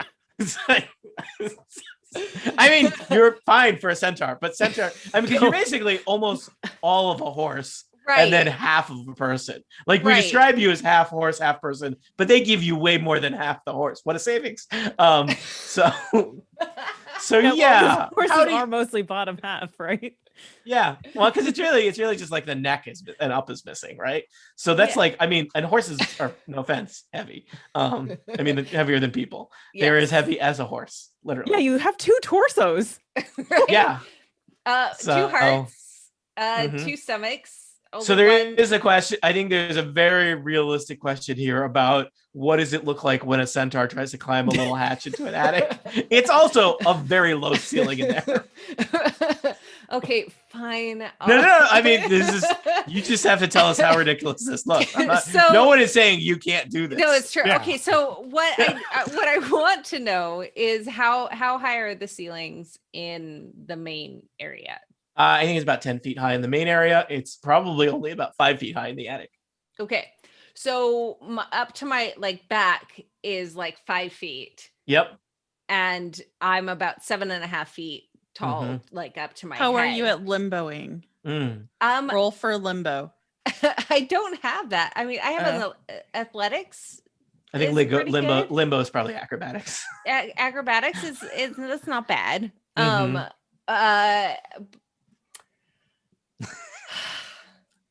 Kathy, happened. We're figuring this out together. This is a teamwork part of Dungeons and Dragons.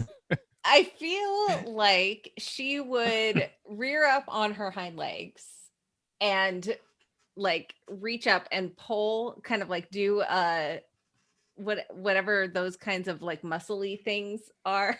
I think they call that a pull up. But that's the extent of my gym knowledge. People don't ask for more than that.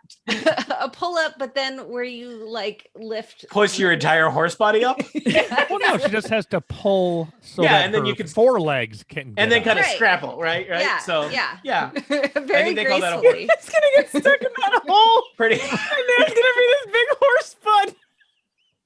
Be like Winnie It's the gonna be a Pooh. real Winnie the Pooh Suez Canal We're all situation. And nobody's gonna Oh. be able to come and save me. Yeah. All right. So you're gonna do a classic horse lift to get up there. Give us an athletics check, Don't get stuck. Hermione. Sorry, Hermione. Thank you. 22. Wow. No. All right. Oh. I think you have also A, you're not stuck. B, you have expanded the hole for several other people as need I'm be. here to help. You are now in the cramped attic. It is. You ever watched a centaur crawl across the filthy attic? It is not graceful. I don't know how many squares of movement you have left. I don't know either, honestly. So we'll say I'm at the attic hole probably. Let me just because you were fast, yeah, I'm right? 40. But if I So did 1, like 2, double, 3, 4, 5, 6, 7, 8. And we'll say you could move another 8. 1, 2, 3, 4, 5, 6, 7, 8. I would say that you can basically, I'm gonna say you're like looking down the hole. okay. Because you're Okay. you had to dash. So you Yeah. moved and dashed to get there. Cool. Does I'll that take seem it. reasonable? Sure. All Way right. more reasonable than a centaur climbing into an ad. You rolled a 22 on athletics, so Yeah. I think you probably took out some beams in the attic as you went. So there is just and like you had to like drag your entire body across the attic floor. So there's a huge path. Well, no, of you debris. said it was 5 feet. Yeah, but you're 7.5 feet tall. Well, I know, but that's just like my front part. So she just like leans forward and is like able to run. I don't think run. Look, we're not. Naruto run. Yes, when centaurs go to ramming speed. I think we're learning a lot about ourselves and about centaurs. Townley, It's all canon. you're all already up in the attic. Yeah, so 1, 2, 3, 4, 5, 6. And I don't That you think wish I you were a can- centaur, so you'd have 8 squares of movement, huh? Yeah. So- Then I guess I'm just gonna have to use my action as a dash and get there and jump in. all right, you land in the secret forbidden library. You land right in front of a door on the eastern wall of this library. I open it. Oh, hey, Polly. There's suddenly like the light kind of streams through where there was just night sky, and there's a doorway with Townley standing there. That just kind of materialized holodeck style in the night sky on your grassy hilltop. Oh, sure. Now you find Oh. it. There's a door, you guys. You didn't have to use the attic. There's a door right here in the wall. Martel, you don't have to make a death saving throw, but you are unconscious. Zero is unconscious. All right. So good news. You probably are not going to get murdered by books. You are still wrapped up in chains from the books, and they're kind of like pulsing. It's unfortunate. I might get murdered by books, but maybe not these ones. So, Yeah, I mean, there's a lot of books in this house. I'm gonna Polly, pick them you all are up. in the strange illusory hilltop room. There's a door leading to the laboratory to the east. There's a door leading into a forbidden library to the west, with several of your friends apparently standing in it, though one of them looks not like he's doing well. Also, there's books on long chains murdering people in there. The books are still doing murdering. Oh yeah, They just don't get a turn. they're lashing around. Hey, where are the books on the turn order? You would think they're They don't not. get a turn. They Ha-ha. That's the law. don't. We didn't roll initiative. Hey. Wait a minute. Hold on. Did I never roll initiative for the books? I just gave them a surprise round, and then that was it. I'm great Yeah, at I Dungeons think and is that's it. I mean, we All right. weren't gonna Guess what? say it. They're 17. They're going after Polly. Oh no. Oh, now I'm morally obligated. I think so. Do the books effectively missed a turn? It's fine. We're not worrying about it. They also got a surprise round. Oh, I have a suspicion that I want to go check out to continue the adventure, but I should also save people. Oh, I got a horse in the ceiling. Got some cats wrapped in some books. I got no horse in this fight. I'm from Boston, so we fight horses. What's it to you? Are they duck-sized? I don't know. Let's see. I The have league one to fight more ducks. spell slot, but it's not super useful. Unless I charm person, can I charm the books? Nope, I can have to charm a humanoid for that. Okay. Um, They're not humanoid. They are books, or they're a collection of books. okay, I can do okay. There's Love. just That's a good sound to hear as a dungeon master. All of your suffering and confusion baked into one guttural utterance. Hey, man. okay. I'm going to try attacking the books. All right. I have a What kind of club. attack? You're gonna run up and club a book? I'm gonna- Run up and join a book club? I got. yeah. My club's gonna join the books. Hey. Okay. Hey. Yeah. I I'm think I'm really coming around on Polly, and I don't know what that makes me. How that makes me feel about myself, namely. You have good taste. He's charming. Yeah. it's charming. So I guess I roll just a d12, right, for attack? You got to roll a d20 first to hit it, Oh, and that's then what I it meant. probably does a d12 of damage. Yeah, I pro tip: roll a d20, not a d12. Oh, Definitely not a mistake I've ever I made in got real it. life. I got a Definitely 2. That is not going to do. You run up and you hit the bookcase soundly in the side, but you don't hit any of the books. And then I run away. Polly, you're going to want to be in that room. Now, the tricky thing is, Polly, if you run away from the books are going to lash out at you. So you may not want to run away. Look on the bright side. Okay. There's a lot of targets in there now. I hide in the corner like All a right. coward. Yeah. All right. I'm little. Hey. Hey. The animated chained library is next. The chains are still wrapped around Martel, tightening slowly. Let's see here. I guess, you know what? This seems like the kind of thing to determine by a D4. I'm going to attack Townley and Polly. Now, I have been baned by Lapis. Remind me how Bane works. Is it to the damage or to the attack? I believe it's the attack. Let me double check. All right. So I'm rolling a d20 minus a d4. This will be versus Townley. So a book lashes out at you on a chain. I have rolled a not very impressive 10 minus 3 is 7. That will not hit me. If it's to that. And I'm going to do similar for Polly. I have rolled a much more impressive, that would be a 17 minus 4 is a 13. That does hit. Ugh, Is it magic get hit- though?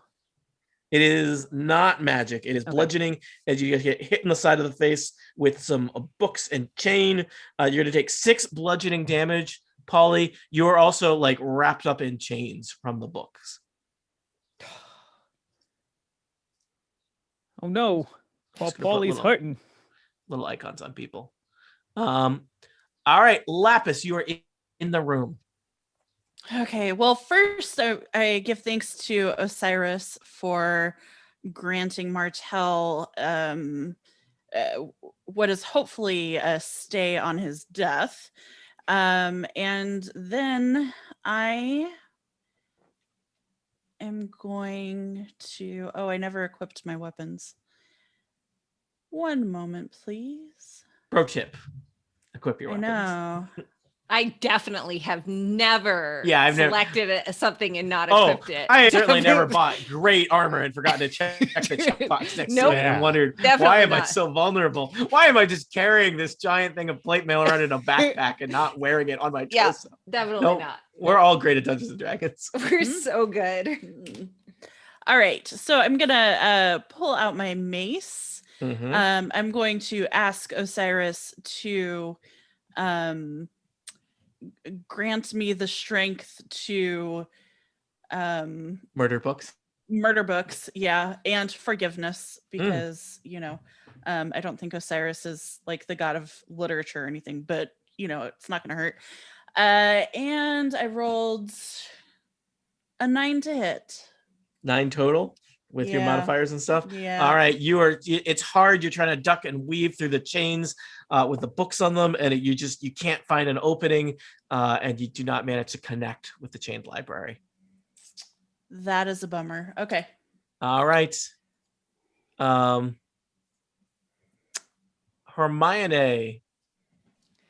All you're right. next. Question: how big is the hole? I believe we determined that it was centaur size when and Martel made the hole. Okay, wonderful, fantastic. Then I am going to That was me generously. That's future proofing the hole, people. That's greatly appreciated. All right, so does a centaur just drop out of the ceiling into this tiny library? Yes, very gracefully. Now, where is the location of the hole in relation to the main body of the library? I imagine the hole is kind of on the square where Lapis is. Okay, and so I can't just necessarily drop on its head.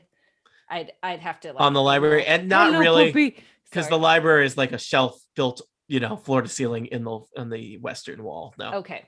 I don't think there's space to drop on it. Okay. But I can see it from the hole, correct? Oh yeah. Okay. I'd say yes. Though it would be hard to attack it from the hole. Yeah. Yeah, I was gonna try and whip it from. I think I would probably impose disadvantage unless you drop down into the room. Yeah. All right, fine. I've got my armor. I'm good. Okay, so I'm gonna drop into the room. Okay. Not on Lapis. Why don't you let's just agree that you're all in this room. Okay. Okay. This tiny little room. Tiny room. Oh, it's the first time we've all been in the same room together. Yeah, before Martel got murdered, almost murdered by books and no one knew. Yeah. Now you guys are together in this little closet. Martel's point in this adventure is to bring everyone together. Too bad you're unconscious. So I'm going to whip it good. Mm-hmm. So far, no one has done damage to the chained library yet. I know. 13. And it continues that no one has done damage to the chained library. Okay, but it's a good thing. I've got my short sword. Oh. You could whip and short sword in one turn? I don't know, can I? I have two weapon fighting and they Then I believe you can. Okay. Yeah. 17 plus 5 is 22. Somebody has hit the chained library. Hooray! 4 plus 3. No, just 4 because it's my second hand. So 4. 4 damage. You chop one of the books off of the chain and it flaps to the ground. Haha. Townley, take us home for the end of the round. All right. I will, first of all, use my cool metal dice. Ooh. Shiny. Spin around and Eldritch Blast the books. Pew pew.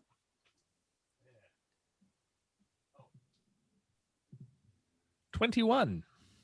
That'll definitely hit a large piece of furniture. Nice. 2 points of damage. Okay, level 1. That's right. Big numbers are scary. Our adventures have started the battle with the animated chain library, perhaps one of the scariest things hidden away here in this mansion in a pocket dimension. And as they do so, they hear from somewhere in the bowels of the mansion a bell ring. The subs are ready. Perhaps the subs are ready, or perhaps some horror awaits them. Will they be able to defeat this chained library? Will they claim this next puzzle book from its clutches? Will they find yet more tomes from across the mansion and assemble them into the command word they need to escape this horrible, actually it's kind of nice, mansion stuck in this horrible miasma? For answers to questions such as these, tune in next time to Total Party Kill. The end. do.